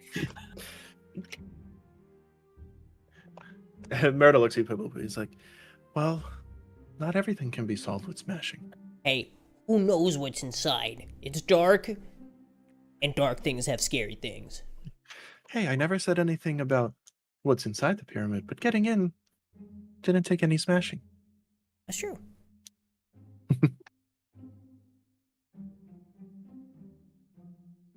Anybody got a light? I can see fine. Huh? You can't see in there? I was gonna say, I think it's probably the only one without any kind of dark vision, huh? Yeah. What the fuck, dude? You all can see Even in the Merida dark? can. Even Yeah. Merida, yeah. Malira too? Yeah, I think she has 60 feet dark vision. What the fuck, guys? Actually, I gotta check. Does she? I think she does. Uh, No, she doesn't. I was gonna say I don't know where Malira it's. does not have dark vision. It says it under your passive stuff. Mm, Passive. yeah, no.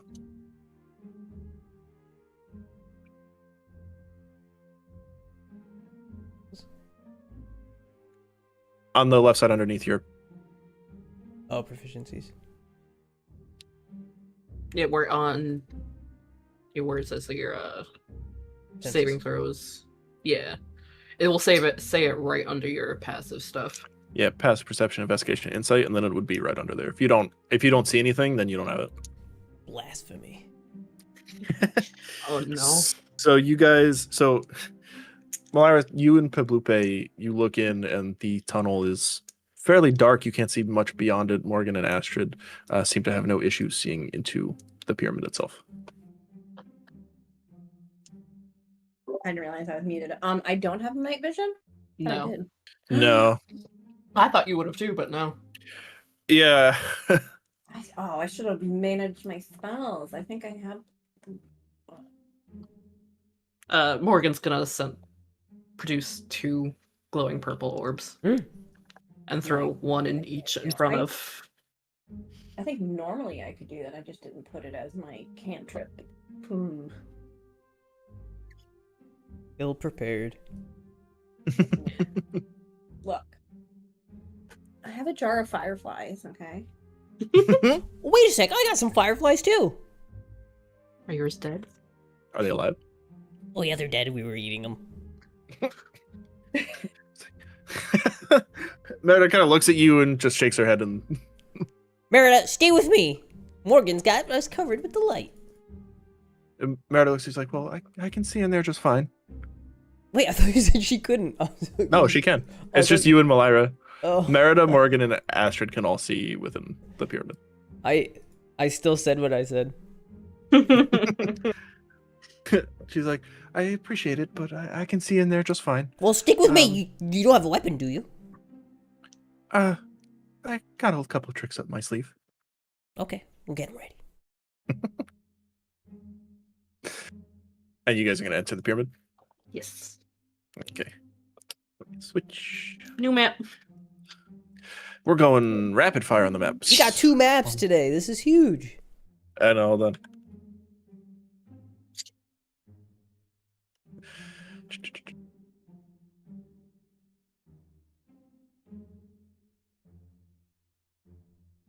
Look, you're lucky Shroud's not playing this game, or we'd be doing like 5 maps a day. What? Well, I said what I said. Okay. Hold on.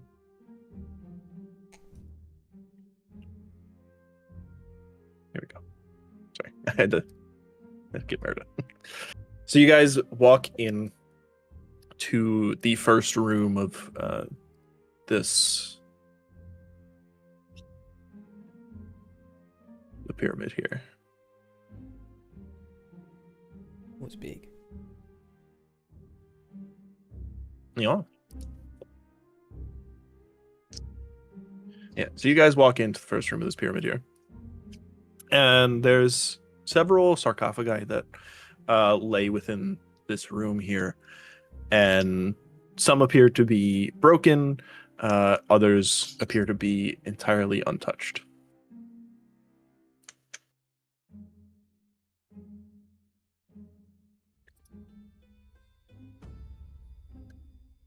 What do the broken ones look like? They're just like someone smashed them in, or It like, almost looks like they've been like deteriorated. Some of them have like fallen apart.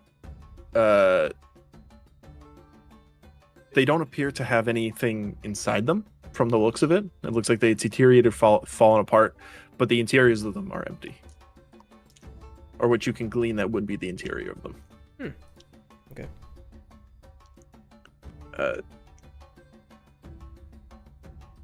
As you look through, you notice on some of these,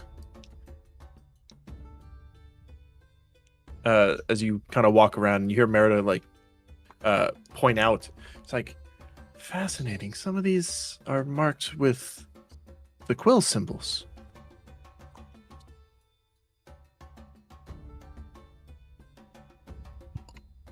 Quill. Yeah, the veiled quill. Oh, we're aware of them. You are. So yeah, Malika, hey, What? Veil Quill. I'm so sorry. I'm like, I was multitasking. What happened? The sarcophagus is here. They've got the veiled quill symbol on them. That's what Merida's saying. The symbol.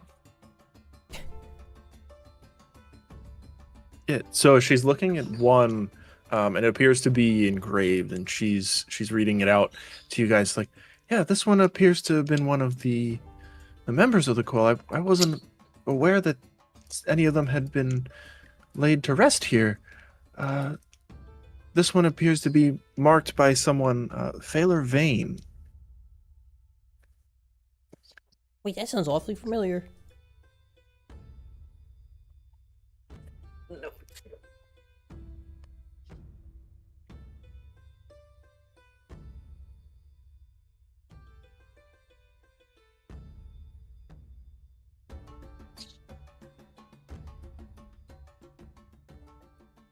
Alright, so music has stopped.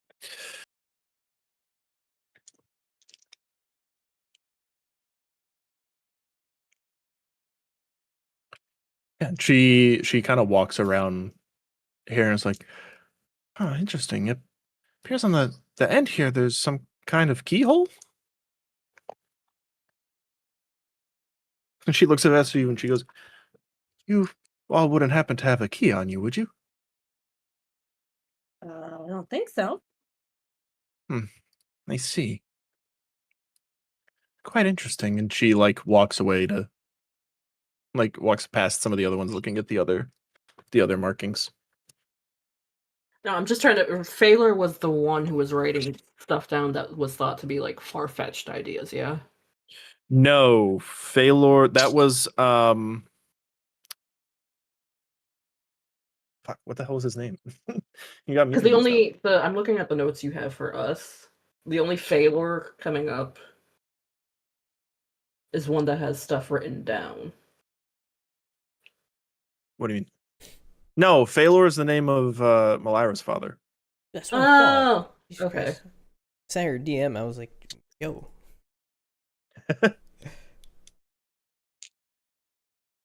Okay. Yeah, no, I'd have to go look. There was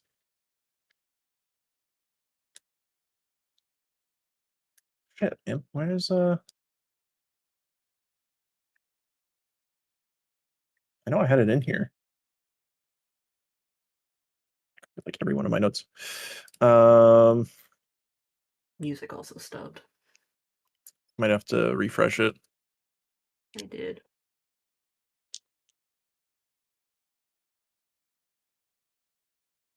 How about now?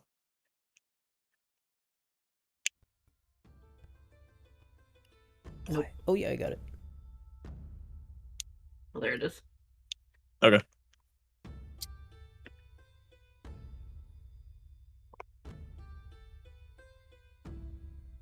Hey Malika, I think your dad was here. What She just said makes Phalor. you say that? She said Phalor Vane, but I don't. Is that your dad's last name?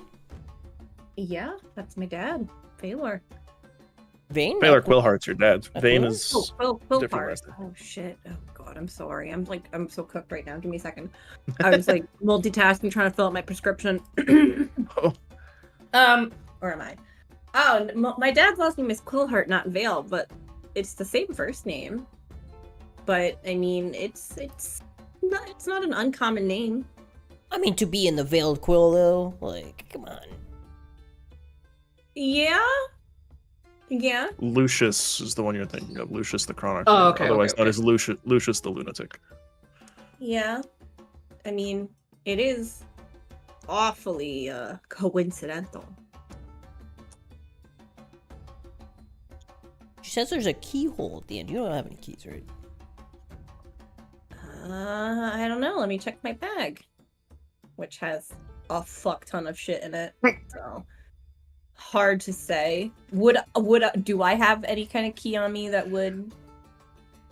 When you guys were investigating Phalor's home, I don't know who took it, or if you did, but there was that box you found in the basement that had the Veiled Quill symbol stuff on it, and inside was a rusty key.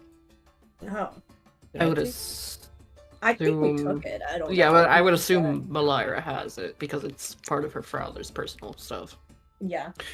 Yeah, so you kind of dig through your bag a little bit, and you feel a key rusted in your hands, sitting kind of towards the bottom after being jumbled up in all the stuff you have in there.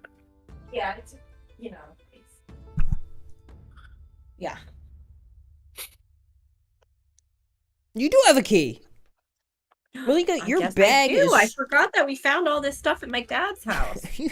There's so much stuff in that bag. How do you keep track of it all? Well, don't worry about it. It's a little magic, a little this, a little that. Well, give it a fit. See if it fits. Hey, Marita. She got the key. Yes. Maybe. Oh, you have a key. Okay. Well, I had a key. Where was this thing? Can you It was this one right here. Oh, okay. So you take the key, and it, to your surprise, actually does slot into the keyhole that's on the end of this sarcophagus, and you go to turn it, and you go to turn it, and click. And it appears to have unlocked something on the sarcophagus, and you can tell the lid of it seemed to have popped up a little bit. I'm not very strong. Pablupe? I don't know, man. I just could it be a mimic? Parasites. I don't know if I feel safe in opening this thing. Why don't you give it a poke?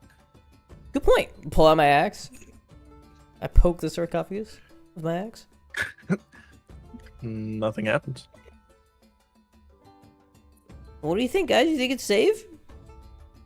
Should we check for traps? My dad wouldn't be keeping a dangerous key, or would he? I don't know, man. If we don't even know it's your dad, he's got a different last name. I bet there's a Pablupe Vale out there. Who knows what kind of things he's up to? Probably dying a lot. Is anybody here good at checking for traps?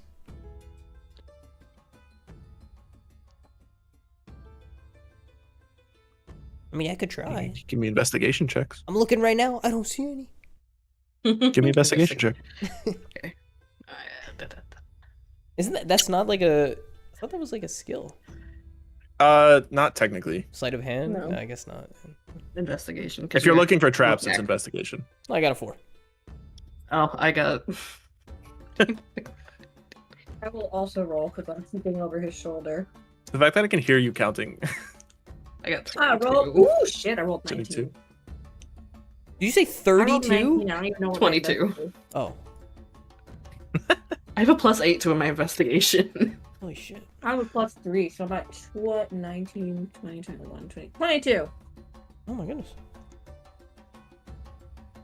So you walk up and you're checking on the sarcophagus here, and you kind of look around. You don't see anything immediately. You do notice one thing catches your eye a little bit, that it appears like on the one side on the back here, if the lid is pushed, it's a lever that thing that if it was to be pushed without that lock being unlocked first, then you can't tell what the trap was, but something would have happened. The way the key unlocked it and the lid popped up a little bit, when you push it, it'll clear the little bit that would activate the trap. Gotcha. So are we good? One way to find out. All right, it's time to smash. No! Just kidding. Oh my I, God. Gently. I open it gently with my strength. Are you? I mean, I'm not gonna make you. You're just pushing the. It just Pushing pushes. it, or you? It just pushes. It's not like a hinge. It's a sarcophagus. I'm stupid. Ah, it's a push. sarcophagus. Yeah. So you push and like, it takes a second because obviously this is old, so it's like it hasn't moved too much. But you eventually push hard enough, and it, the lid kind of slides away from you, and like lands on the ground, but like at an angle, just kind of hits the ground a little bit. And on the inside of this sarcophagus, when you guys look in, is a body. And when you take a look over it, the rest of you wouldn't really notice this, but Malira, the body that's in here looks. It doesn't even looks. It's exactly like a 1-to-1 of your father. Wait, hold on. I have a quick question. Uh-huh. Out of character. How tall is the sarcophagus? Can I see into it? I'm That's a good point. No, I mean, it is raised pretty high off the ground. It is a large sarcophagus. Yeah, I guess you wouldn't immediately see it at first. Can I see inside? If you're on your tippy toes, no. I mean, you could like fly up, or if you want someone to like help you up. If you uppies. If you uppies. Okay. Okay. Well, I guess I'll be like. Well, rest of you guys. Yeah, the rest of you guys see the body, but you don't recognize exactly who it is because I don't think any of you have been met. Does it look like it's been there for a while or fresher? The way it looks, it does look fresher. It doesn't look like it's been there for a while, but you can also give me an Arcana check.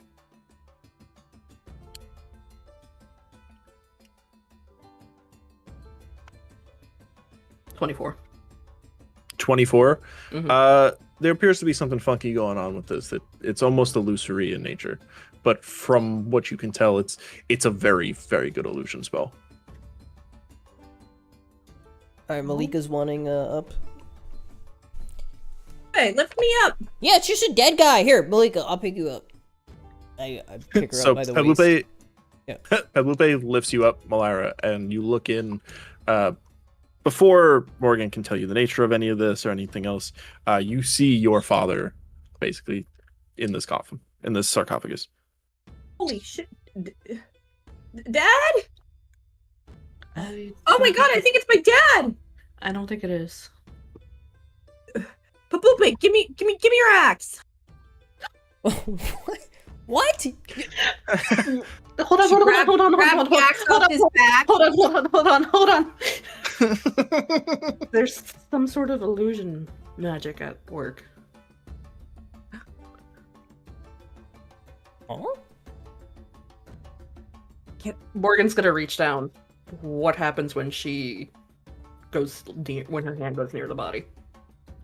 So it does look like it's like I said, it is an illusion. Your hand reaches close to it, but when you touch it, you don't make a mark on any of the like facial features. Depending, I assume you're touching its face.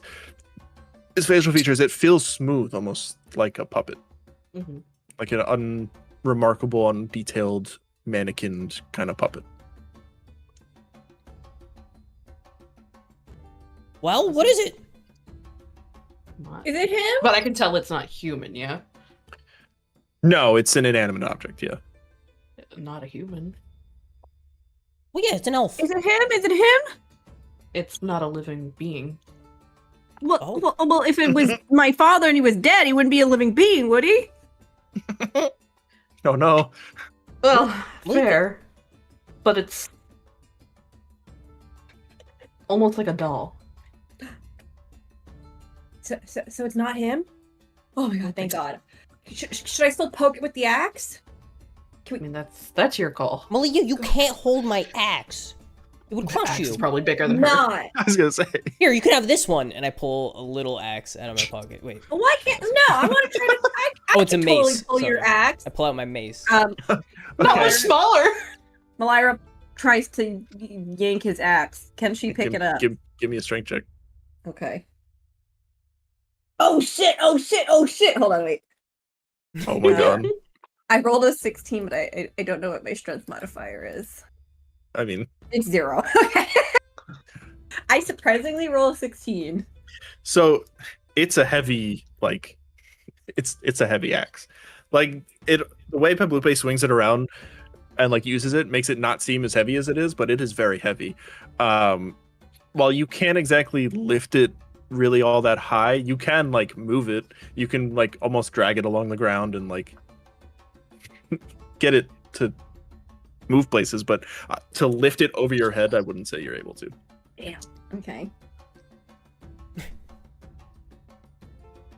Above table, it's 4 pounds. I don't know. That doesn't make any sense to me. So we're gonna ignore that. I was gonna say that feels like it'd be heavier than that. Yep. It's 4 pounds when Pablupe is using it. That's what it feels like. I mean, make it make sense. The mace is 4 pounds, and it's supposed to be like a small mace. If it's not real, why is it here? Is there anything else in the sarcophagus? Oh, we haven't had a chance to look. I mean, you look through it. It seems almost like it's just him in here. There's a couple, like, you know, when people are laid to rest in sarcophagi, a lot of times they'll put like gold or other like valuable stuff in with them. There doesn't appear to be anything else other than that. What is that? But what? Like, what is the stuff? Some gold, some like valuable pieces. It looks like there's like a couple of, you know, bronze or silver necklaces, you know, laid in there. Is there anything that looks like maybe more of like a memento type thing, or is it's all just like wealth? It's all wealth pretty much. Okay. There's nothing in there specifically. This looks like it was illusioned for a purpose. What kind of sick prank is this? And how Maybe your father. of all the bodies, why Well, would they make it look like my dad? It was the key we found with your father stuff. This guy has the same name as your father. But it's not a person, right? You said it was like a doll. This could be what they used to infiltrate your guild. Like a dummy? Like a puppet. Like a puppet? Why would they lay it to rest? And how did they get in here? Are they messing with us? Did they know we were coming? I think I should touch it. Okay. Touch I mean, you touch it and you feel the same thing that Morgan did. It's your hand goes a bit beyond the illusion. You just feel like the smooth surface of like the mannequin that is illusioned underneath. Well, this would make sense how they impersonated him. I mean, it looks so real. I wonder if the key works on any of the other esophaguses. Merida, has anybody else been around? No, not that I've seen. It's been just me out here. I mean, I can't obviously. I don't come out here when it's dark as much as I can see. I usually stay inside poring over my notes, so if anyone showed up under the cover of night, I wouldn't have known. That's fair enough.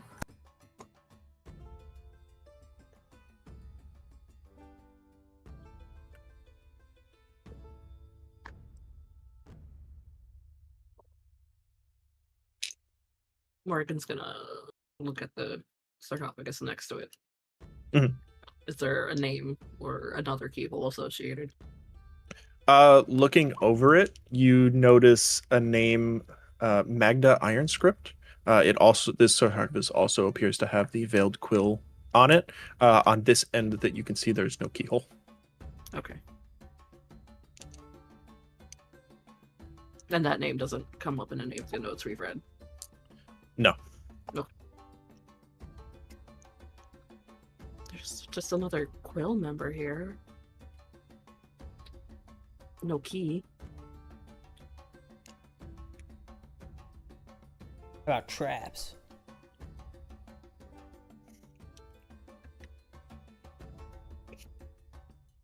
I need a minute. I need to get water / tea.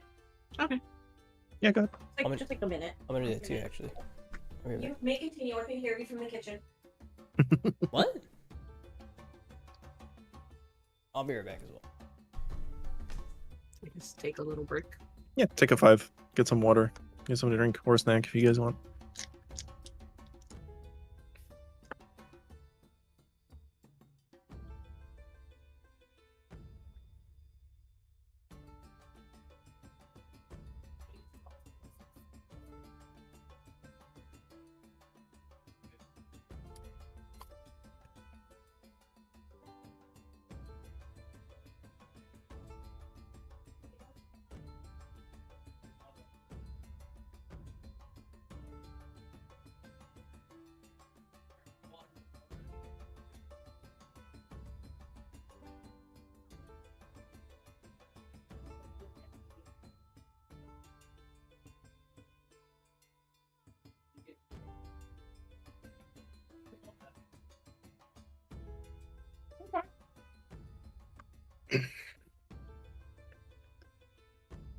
Mm.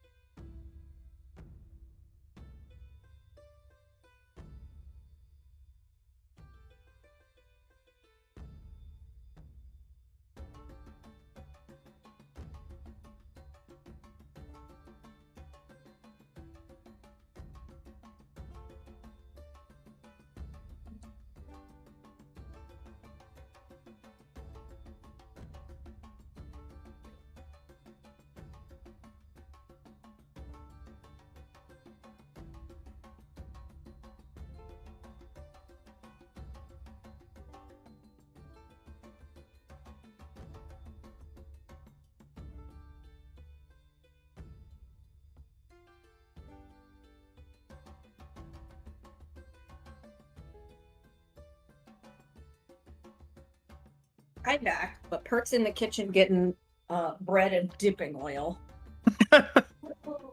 Just fucking exposed. I saw you going under that pantry clanking some bottles. Speaking of dipping oil, we did find a different thing of dipping oil.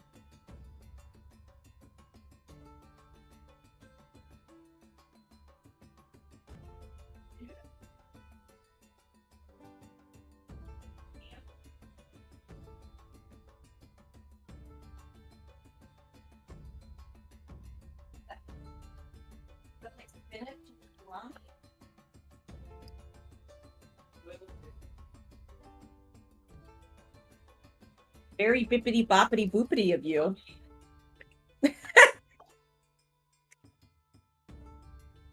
I like how triggered your mom got when you said Italian. Why am I not surprised you would say that, though? His mom's like, excuse me? I did not raise you to butcher us like this? Italian is wrong. It's Italian. Man.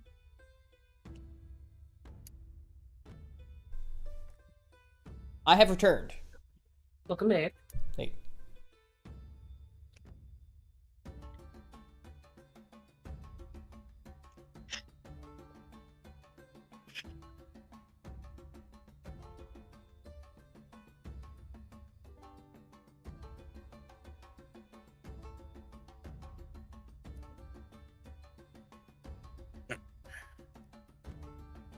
Back on what we were up to. So I guess it's pretty safe to assume all the other coffins have the quill symbol on here. Yeah, some of them look like. I mean, if you walk around to some of them, checking them, they do have the quills symbols on them. A good amount of them, the names seem to be faded away. Okay. Some of them have like the last name or the first name being able to read. Like one reads Tammin, another one reads Grey Mantle, another one reads Sorin, Sorin. Another one reads like Rusk, but the full names aren't available on a lot of them. And otherwise, nothing we've come across before. Not that you've come across yet, no. Can I try using the key to open the other? The esophagus? A couple of them do have keyholes. Mhm. The key, when you go to use the key on them, it doesn't appear to work. The key doesn't slot in on some of them, or it does on some, but it won't turn.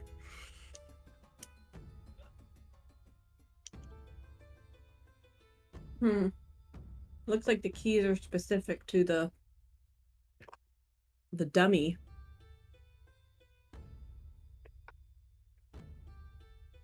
I could always smash.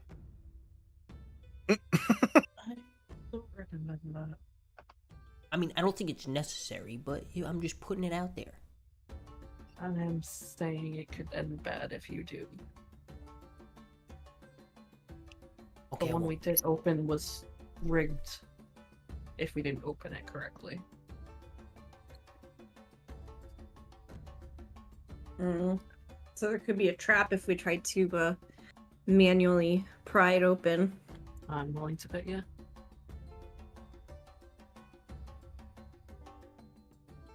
Unless someone knows how to disarm traps.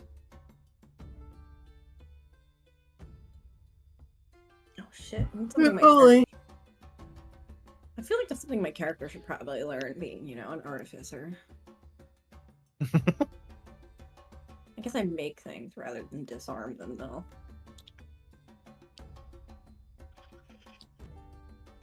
I can find Steed. Oh my god. Oh my god. I'll check for traps. Oh, I have a thieves toolkit, but I don't know if I can disarm things. Disarm is usually what, sleight of hand? Disarming something? Yeah, I believe so. Yeah, I got a +2 to my sleight of hand, and I do have high dexterity, but do I want to risk it? I mean, I would say sleight of hand for physical traps. Stuff that's like magical traps, I would argue. Probably something else. Arcana or something, but Yeah. It's hard to say what kind of trap it is. We can't see inside the sarcophagi either. So. I will inspect to see if I can tell. which one are you inspecting? The one that's right in front of you guys? Or just the one that you already opened just to see if you get an idea? Didn't they say one was trapped? The one we know for sure is trapped is the one we've already opened. Oh. But it's pretty safe to assume that the others are rigged the similar way. Well, I'll just look at one that has a key.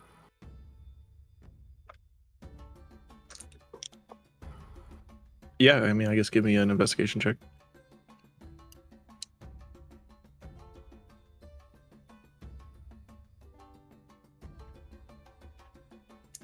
$18. 18. Yeah, you look at another one of them.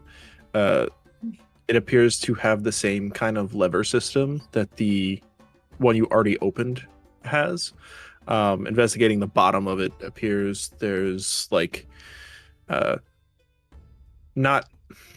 can't say chambers, but it looks like there's like slots where something might move out of the way and something might come out. Though you can't exactly tell what would if it's triggered. Does it look like I could disarm it? Not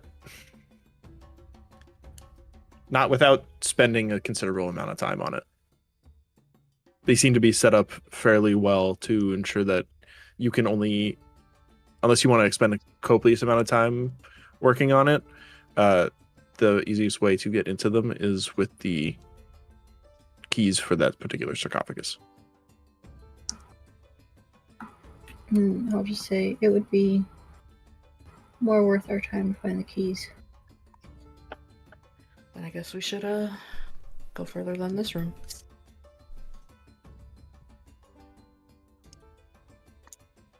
Oh boy.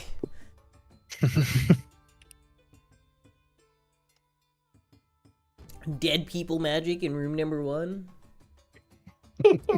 Who knows what's ahead? Why don't you lead the way? I think you can see a whole lot better than I can down that hallway there. Morgan's gonna bring one of her light orbs right up to his face. Ah! Control of this one.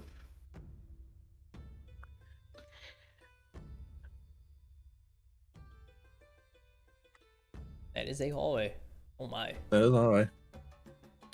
You see it stretches far on. The doors that appear to be right there, you can just push them open. They're mostly there for formality. But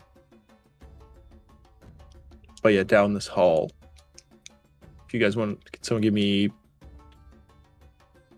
perception checks? Whoever's going first. It's a long ass hallway. Who's going first? I'll go first. Okay, give me a perception. I'll walk next to him. Oh, actually, you can go first if you want.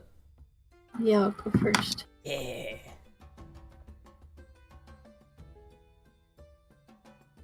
22. 22.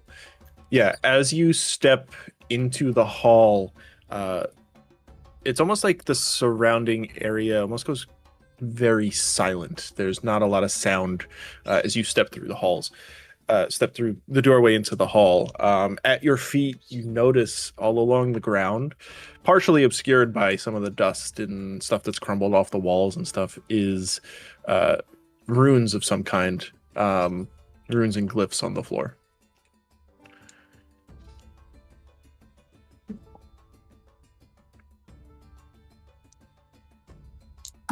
Anyone want to translate for me? What do you see? Things above your pay grade. As you're standing in the beyond the doorway here, when you go to speak to Pabupe outside in a generally, I don't know how loud you're talking. Pabupe, you see her turn to look at you and her mouth moves, but you don't hear anything. And when Pabupe seemingly responds to you, Astrid, you don't hear anything from him either. They took her voice! I run in. Okay. Astrid, what happened? As you speak loudly, Pabupe, upon entering, the glyph at your feet lights up. Uh-oh. And from it, you feel energy pulse through your body, electrical energy, and you take 3 damage. Ow! What the hell? Astrid will just hold up her finger to her lips.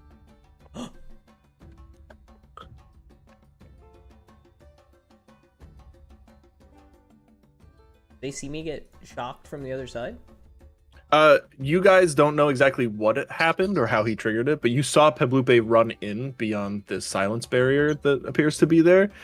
You saw him walk over, turn to Astrid, open his mouth and say something. You saw the glyph at his feet light up, and then you saw his body like shake with electricity. Well, let me step back out.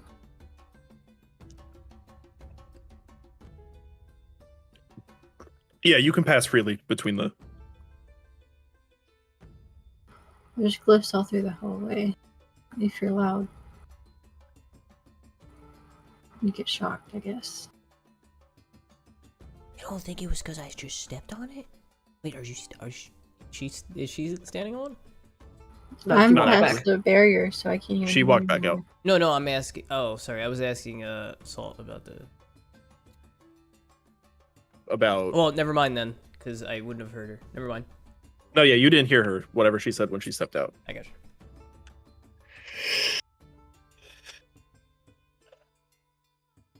That's an interesting trick.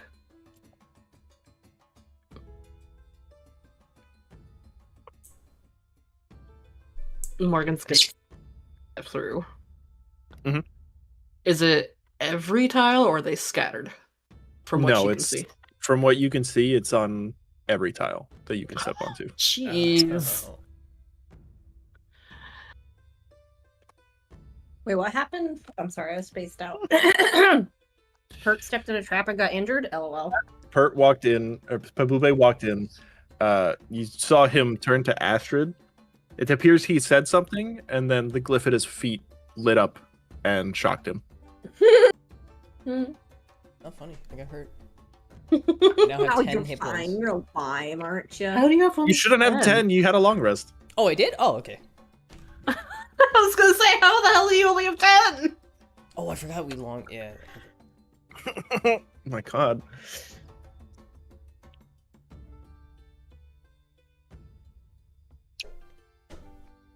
I'm hurt. You got a little scratch, little you're bit. fine. You got a little buzz. Little bit. Little zap.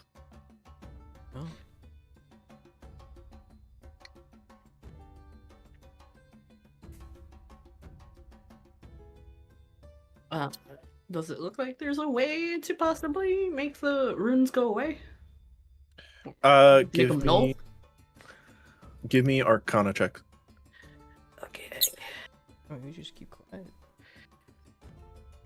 I got a dirty 20. With a dirty 20, you can tell that all of these glyphs in here, after having also witnessed what happened to Peblupe, cast a modified level Thunder Wave on you guys if you speak too loudly. From what you can glean, there's no easy way to just make them go away as far as like something on the walls or anything like that, but I mean your typical like dispel magic or silence or something would make this walk through the halls easier. Something I don't have.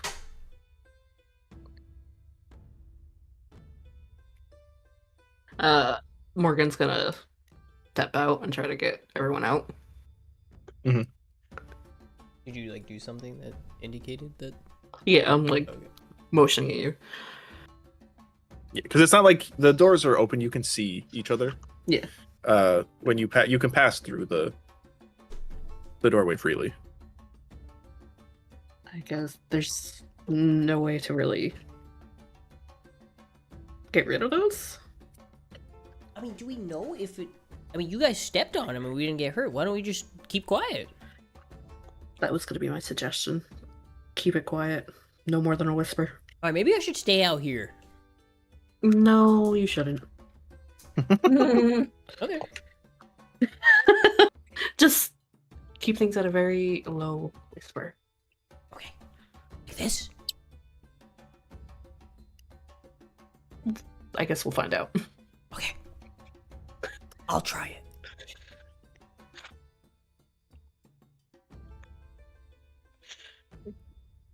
Okay, so you guys step through. Yeah. Well, and as you guys go to step through, Merida from behind you guys is like, you guys go on ahead. I'm gonna stay back and see if I can glean any information off of these. Just don't open anything. I won't. I just want to see if there's anything I can find.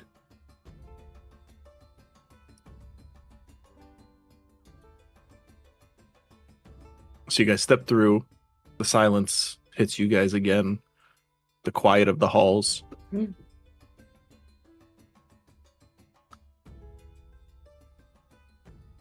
You guys can go ahead and... I want to do my test. What is your test? I'm going to say God. something. Okay. Alright, I hope this doesn't kill me. As you speak in a now whispered tone, the glyph under your feet appears not to react. Guys, look. I'm okay. Good to know.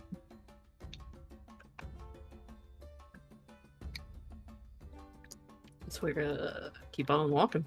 What are these what are these things in the hallway? They're pots. Pots. Like ceramic pots. Don't smash them. Can I look in the pot? Yeah, you go to look in the pot, give me a dexterity save. What? Hello? Like I lost my dice tray. It's literally in front of me. 17. 17? Okay, you step forward towards the pot and you take a look inside. It's seemingly completely empty. And your foot, as you step forward towards the pot, seems to slip on one of the tiles, but you're able to catch yourself without knocking over the pot.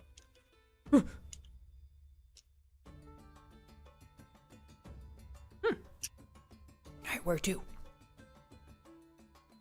Nope.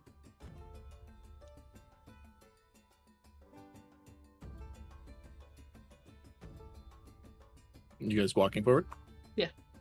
Okay. So you you want to go one at a time, or are you guys going to go together as a group? I guess as a group. Okay. So you walk forward. Are you guys close to... Are you guys just in this formation right here? I don't know. What do we want to do? I like where I am.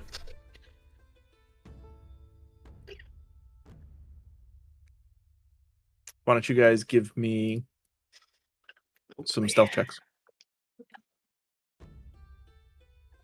Stealth or performance, I'd say. Oh. Performance. Say less. Yeah. That's a 21. Really? Yeah, I have a +5. Man, I did not have a very good stealth check. I got a 25. 7+2. I've got a 9. 29. Hey, Okay, you all great. roll- Dirty you guys 20. are Guys, Jesus. So you guys are walking through the halls. As you guys get, to about here or so, when you hear from behind you, you're a little bit ahead. Malira, you take a step Go on. next to this pot here, and you you don't realize that the tile there is a bit more sloped than some of the others, and it sends you sliding down into this pot. Oh. Am I okay? Did I die? No, but as you hit the pot seems to wobble. If anybody catches you, give me perception checks. Yeah. I don't need to roll, right? I'm falling. No, you've fallen into the pot. You don't need to roll. Just think of a little fairy into falling in a pot. That's kind of funny. 10. Oh. 10. Who got it? Something at a 20? No. 10. Anyone else? Perception? Oh, sure.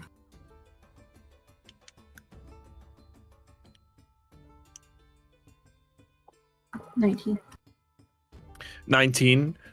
You do hear from behind you Malira slip, like her foot drags along the tile, and you turn around to see her land, like impact into the pot, and it's like about to tip over. I'll reach out and grab her. You grab Malira, or you stop the pot? I'll stop the pot. Okay. So you go to stop the pot, and it, you manage to catch it before it manages to hit the ground on the tiles between where Malira and Peplupe are standing. Do you destroy ancient artifacts often, Malira, or is this new for you? Definitely new for me. I'm definitely a proponent, a strong supporter of preserving ancient artifacts, but sometimes what happens. There's no mushrooms in here, Malira. That we know of.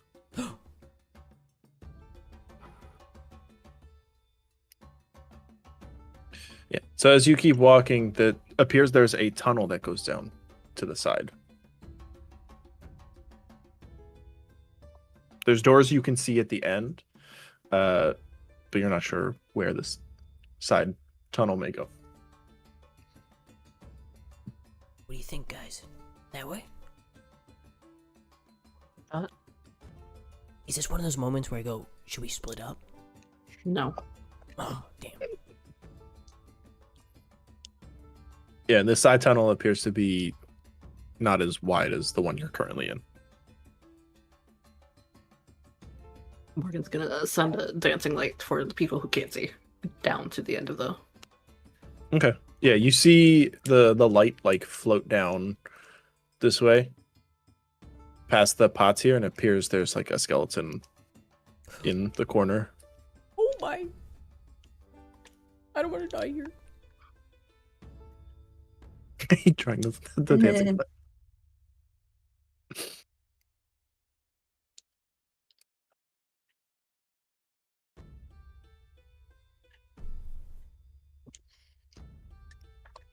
What would you like to do?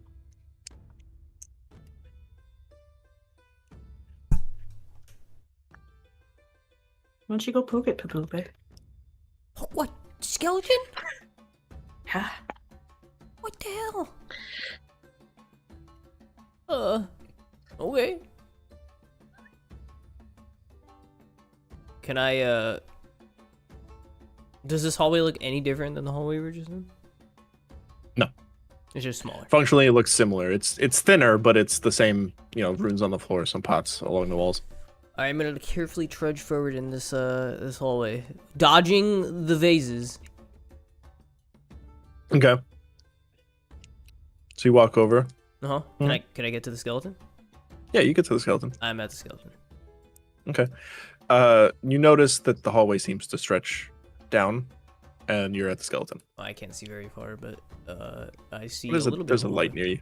Yeah, you see the hallway continues below you. I turn back to Morrigan and I like motion with my arms like at the light and then down the hallway.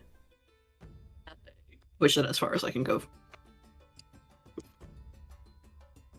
Okay, I can see down the hallway now. All the way. Ooh, it's light. Okay. Yeah, you see the again more hall, and you see it appears to stretch a little further inward, back the other way. Gotcha. And what do I see if I look at this skeleton here? Is it a kind of skeleton? It's pretty desiccated. It looks like just a normal humanoid skeleton. Propped up against the wall behind it appears to be some kind of torch. Unlit, obviously. Unlit. Yes.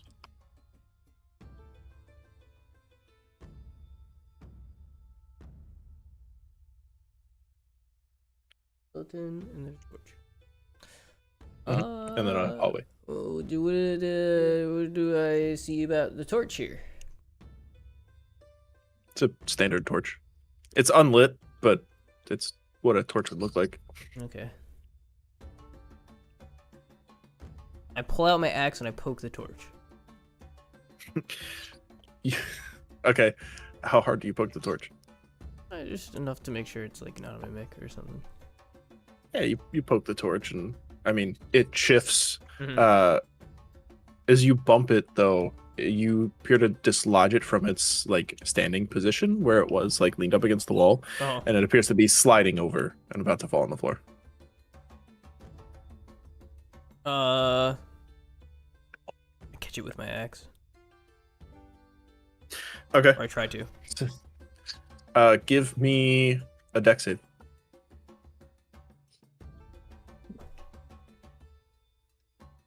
17. 17. Yeah, you managed to catch the torch from falling onto the floor, onto the face of the axe.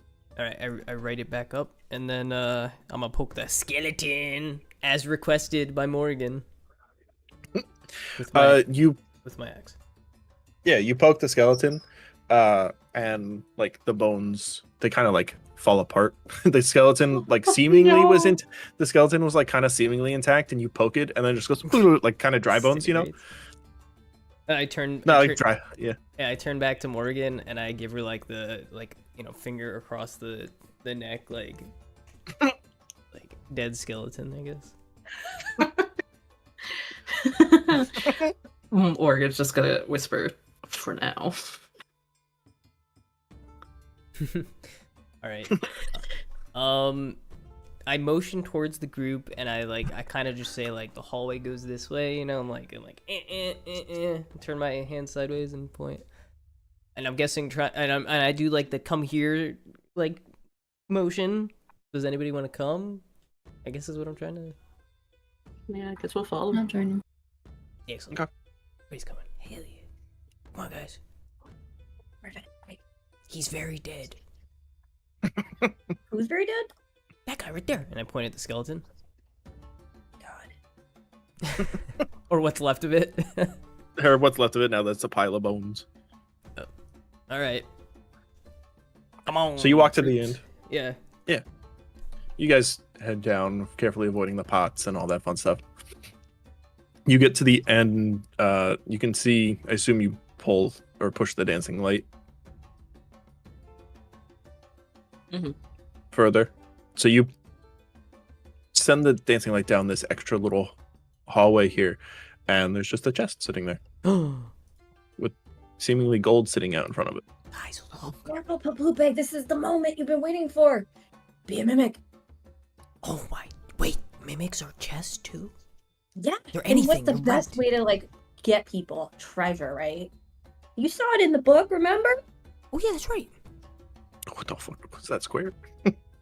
My VT spazzed out. I was gonna say, I think it did a little hiccup there. I noticed it because your character icon jumped around a bit. Okay, guys, I'm gonna poke it. Get ready. It might be a mimic. All right. I poke it with my axe. So you push your axe towards it, Uh-huh. and you give it a poke, and the chest opens. Oh fuck! But on the inside is not treasure and gold and gems and all that. What it opens to is a tongue flops out, and it's filled with teeth. Guys, it's a mimic! I yell. What'd you yell? You yell, and the thing underneath you lights up. You take another 3 damage. Worth it. Worth it. And the mimic is like makes mimic noises. I don't know how to make a mimic noise. It opens its mouth, and like 2 like hands pop out of the side, and like it lifts itself up and it starts walking towards you on its hands. Oh my god. Fucking hell. But it is not. The mimic isn't exactly quiet. Is it taking damage? As it walks forward, Yeah. you, as Pebble, you scramble to the back wall. Yeah, I'm like here with the group. Yeah, you like walk to the back wall, and it's walking like towards you, and it's taking damage for each of the things it walks across because it's not silent.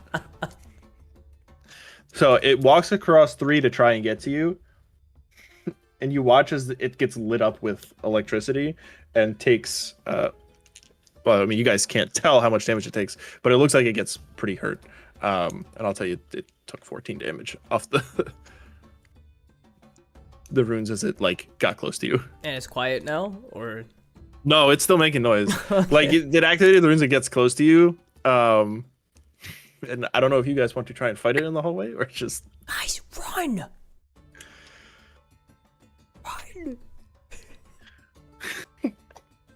and it's following, like it's specifically following you, Peblupe. Like Astrid, you're standing there, but because he poked it, it goes past you and is following you, Peblupe, and you just hear behind you like. Was getting zapped along the way, right? Yeah, it's getting zapped. So you hear, and then you hear, and then you hear, and you. And so basically, you make it run down the hall, making a bunch of noise, until eventually it just fucking like face plants and like slides into the wall where the skeleton is, and it's dead. Yeah, I'm gonna sidestep and then go see what it was on. Guys, I did it! So let's see what. Sorry, go ahead. Sorry. No, Astrid, what'd you say? Maybe reading books is helpful. Who When knew? it walked past me, I just slipped around the corner to go see what treasure it had. Yeah, it was sitting on a pile of gold. You take a look at it. There's probably like 100 gold there. Yeah, I'll bucket it. Okay.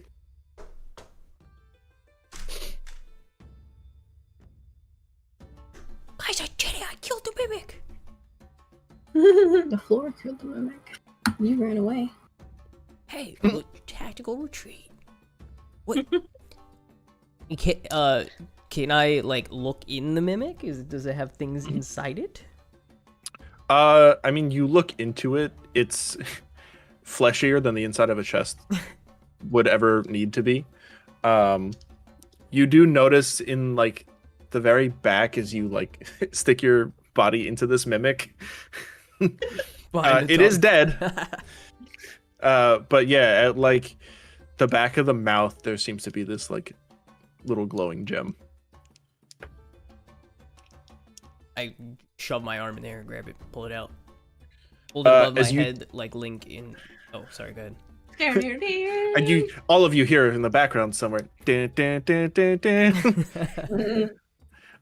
No, but so you pull the gem out and you like, there's a little bit of resistance to it, but you rip this glowing little like gem out of it, and the mimic seems to like disintegrate where it was, and you just have this gem now. This glowing gem. Nice look. I hold it up. That's Ooh, nice. how much would you say that gem is worth? Because I'm like knowing that from her. I need a gem to make my thingy, my homunculus servant. All right. I'm on the prowl. You can just... There's so this yeah, I was gonna say, but you could ask him for it. I'll just give it to you. I don't want it if it's under 100 gold. What the hell? I mean, you might need to get it appraised. You could tell, Okay. like a glowing gem like this, it almost looks like a diamond. Ooh, okay, we're taking that. Hey, Pert, I'll just not Pert, sorry. Hey, Pabupe, I'm Pert, who's gonna just store this in my bag. You want to put it in my bag? Hold it for later. Sure, I mean, a lot of things could fit in there. I shove it in her bag. Less I You have gotta this gem in carry. your bag now. True.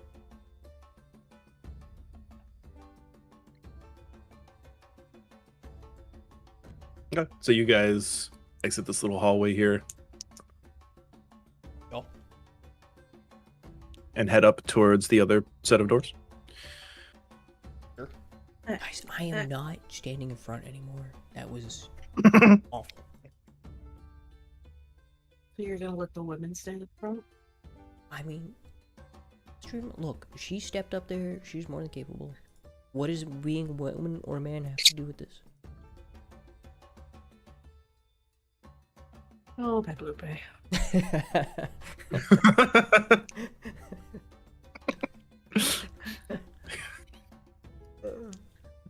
You have so much to learn.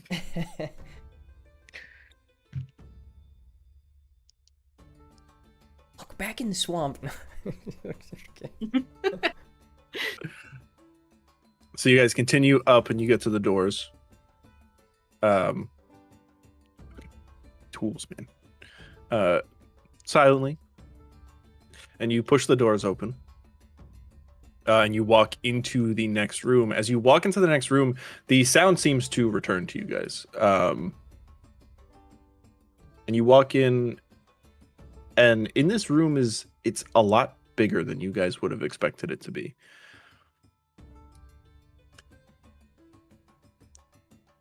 There's it's super tall ceilings. There's 3 massive statues within the room itself.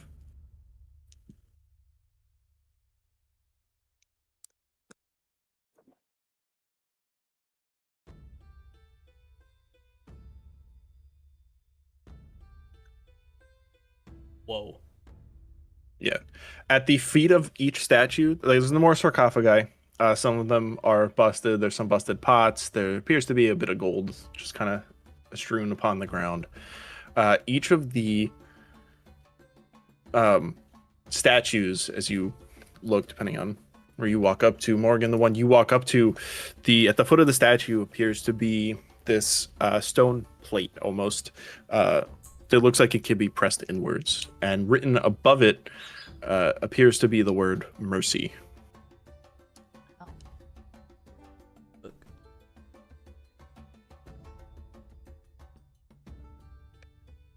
You scattered some dancing lights around the room. Yeah, for a blank. Thank you. I can only do 4.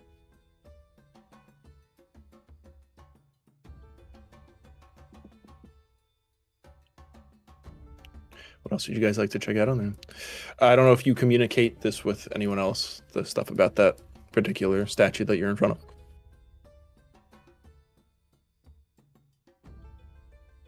You only do a 10-foot radius, jeez. I'll let you say they're lighting up the room.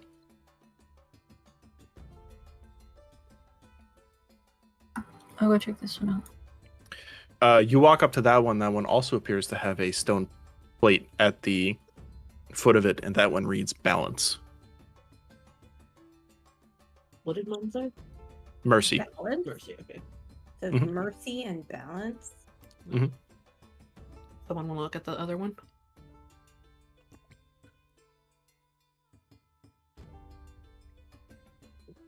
Sure. No, you know what? No. No. No. You can't read. I'm over here. Okay. I saw shinies on the ground. I'm picking up coins. Okay. You guys watch Piblupe like goes to turn to the other one after he's like, can someone go read the other one? He's like, okay, and then immediately like the shine of the coins on the floor catches his eye, and he immediately walks over and starts picking up coins. That sounds about right.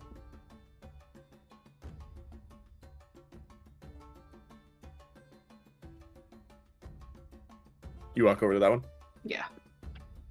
That one reads same plate and everything. That one reads finality.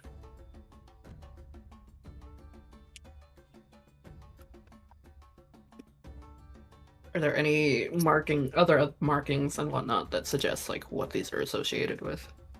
On the statues themselves, no. But as you look around the room, actually, the doors where Piblupe is. Piblupe, if you try to push the doors open, they don't work. That's what. Yeah. Nailed it. I saw you going over there. You notice there seems to be a plate with some text inscribed on it on the wall near the doors to leave the room. Guys, there's something on the wall over here. I'm still I don't think we whispering. need to whisper. We don't need to whisper in here. Oh, really? Oh, okay. Yeah, there's something on the wall over here. Immediately Three full volume. glyphs light up under Piplupe's feet as he shouts the word. No, I'm kidding. And 12 damage. I can't remember if I can read. I think I can. Was that I routinely forget whether or not we've I we've established that I as don't canon or not. know either. I think we said no because Yeah. when we were doing like the book book checks stuff. and whatnot. Yes, and Yeah. I was looking at the picture books. That's right. All right, I'm gonna Yeah, write you- that down for certain now. Yeah. I can't see. I don't there's no pictures. What do they say? So the panel that Peblupe is at, if you walk over and take a look, the words on it read, "She judges the living not for their lives, but for the mark they leave upon death. However, the cycle of death is the most important. What aspect is the most important?" And each of the panels, if you look a little further on the wall below it, one reads, "Mercy for the ending of a life that is suffering, balance for the return to the cycle, and finality for the result." You put that in a chat.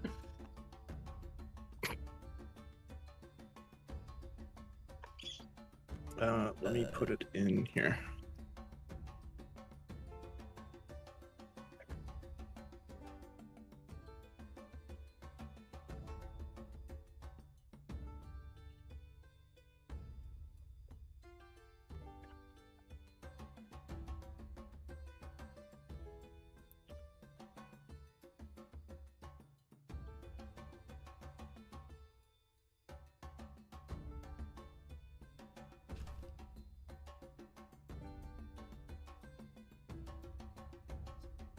Session Are you notes. putting it in chat? Session notes. Finality, I'm changing the wording up a little bit. Is basically the acceptance of the end. Ending of a life that is suffering. Return. And what did the above the doors? What did that say? The doors. Yes, the Yeah, doors yeah. say. Let me just copy paste this.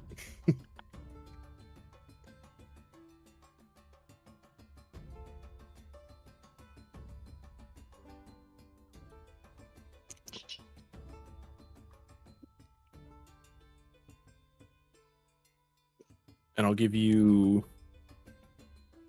I'll say, give me a. I guess insight check.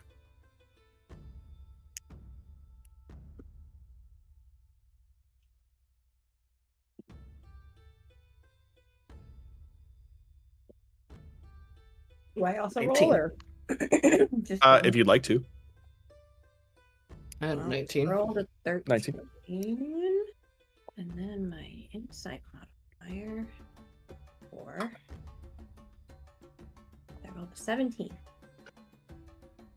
17. You guys can both glean the idea that it's asking you to pick one of these basically judges of death. You can pick 1, 2, or 3 of them. And the idea is asking you what you believe the most important of the 3 is when it comes to the cycle of death. You have to pick one? Yeah. Or Yeah, the door that Peblupe walked up to is currently locked.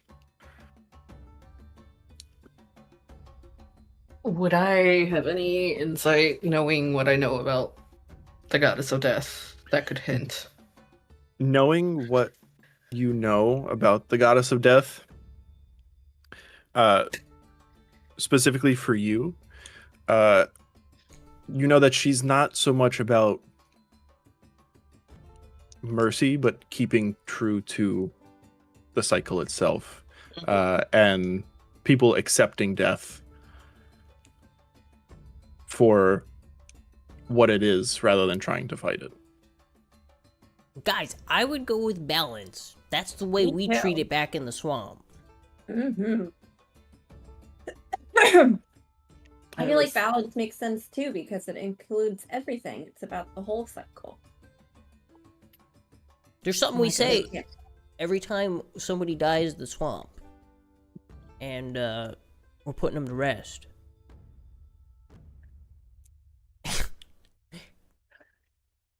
We say, the ripples spread far and wide. May their next bond be full and warm of flies. If respect was one of the words on there, I'd hit that one.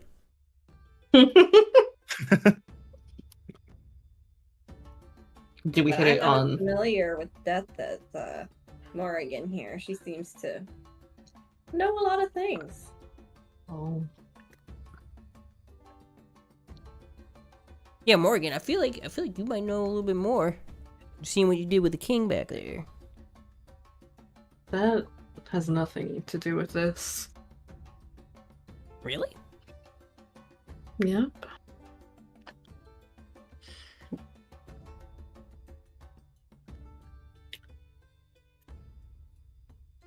Well, you Because got my vote. I was going for either balance or finality.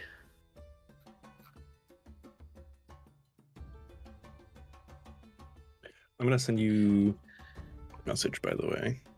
Oh boy. What does finality mean? In this instance, when we're talking about the goddess of death, just accepting of what's happened. Yeah,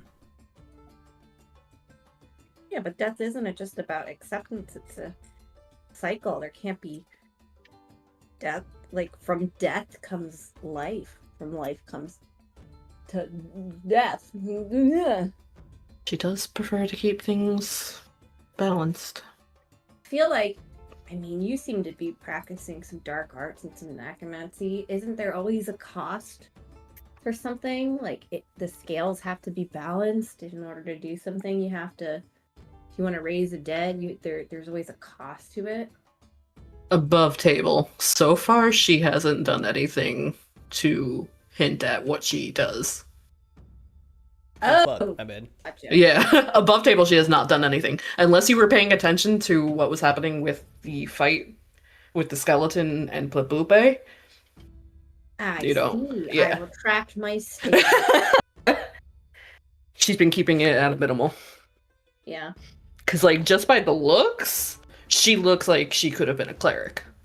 I see. And all you guys know as well is that back with the conversation with Merida, that she has a complicated relationship to the goddess of death, but she did not elaborate on any of it. I had too much insider knowledge. Yeah, it's tough.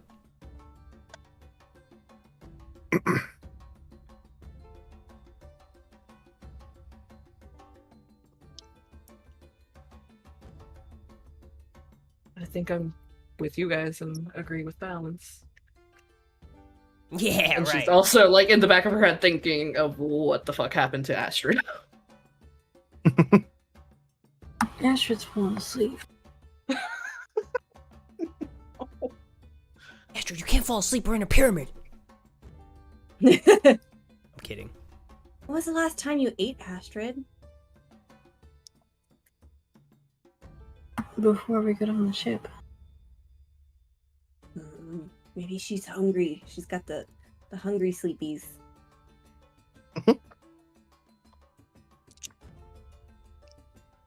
Do we need to touch the panel on the door or on the statue? The plates on the statue appear to be plates you can indent inwards, like you can press down on. Okay. Why don't you try pressing the one in front of you, Ash? Because she's standing in front of the one with the balance, yeah? Yeah, she's standing in front of balance.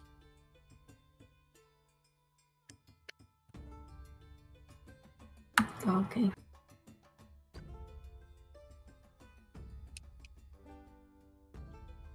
Huh? I will press it. Oh my goodness. You press down on the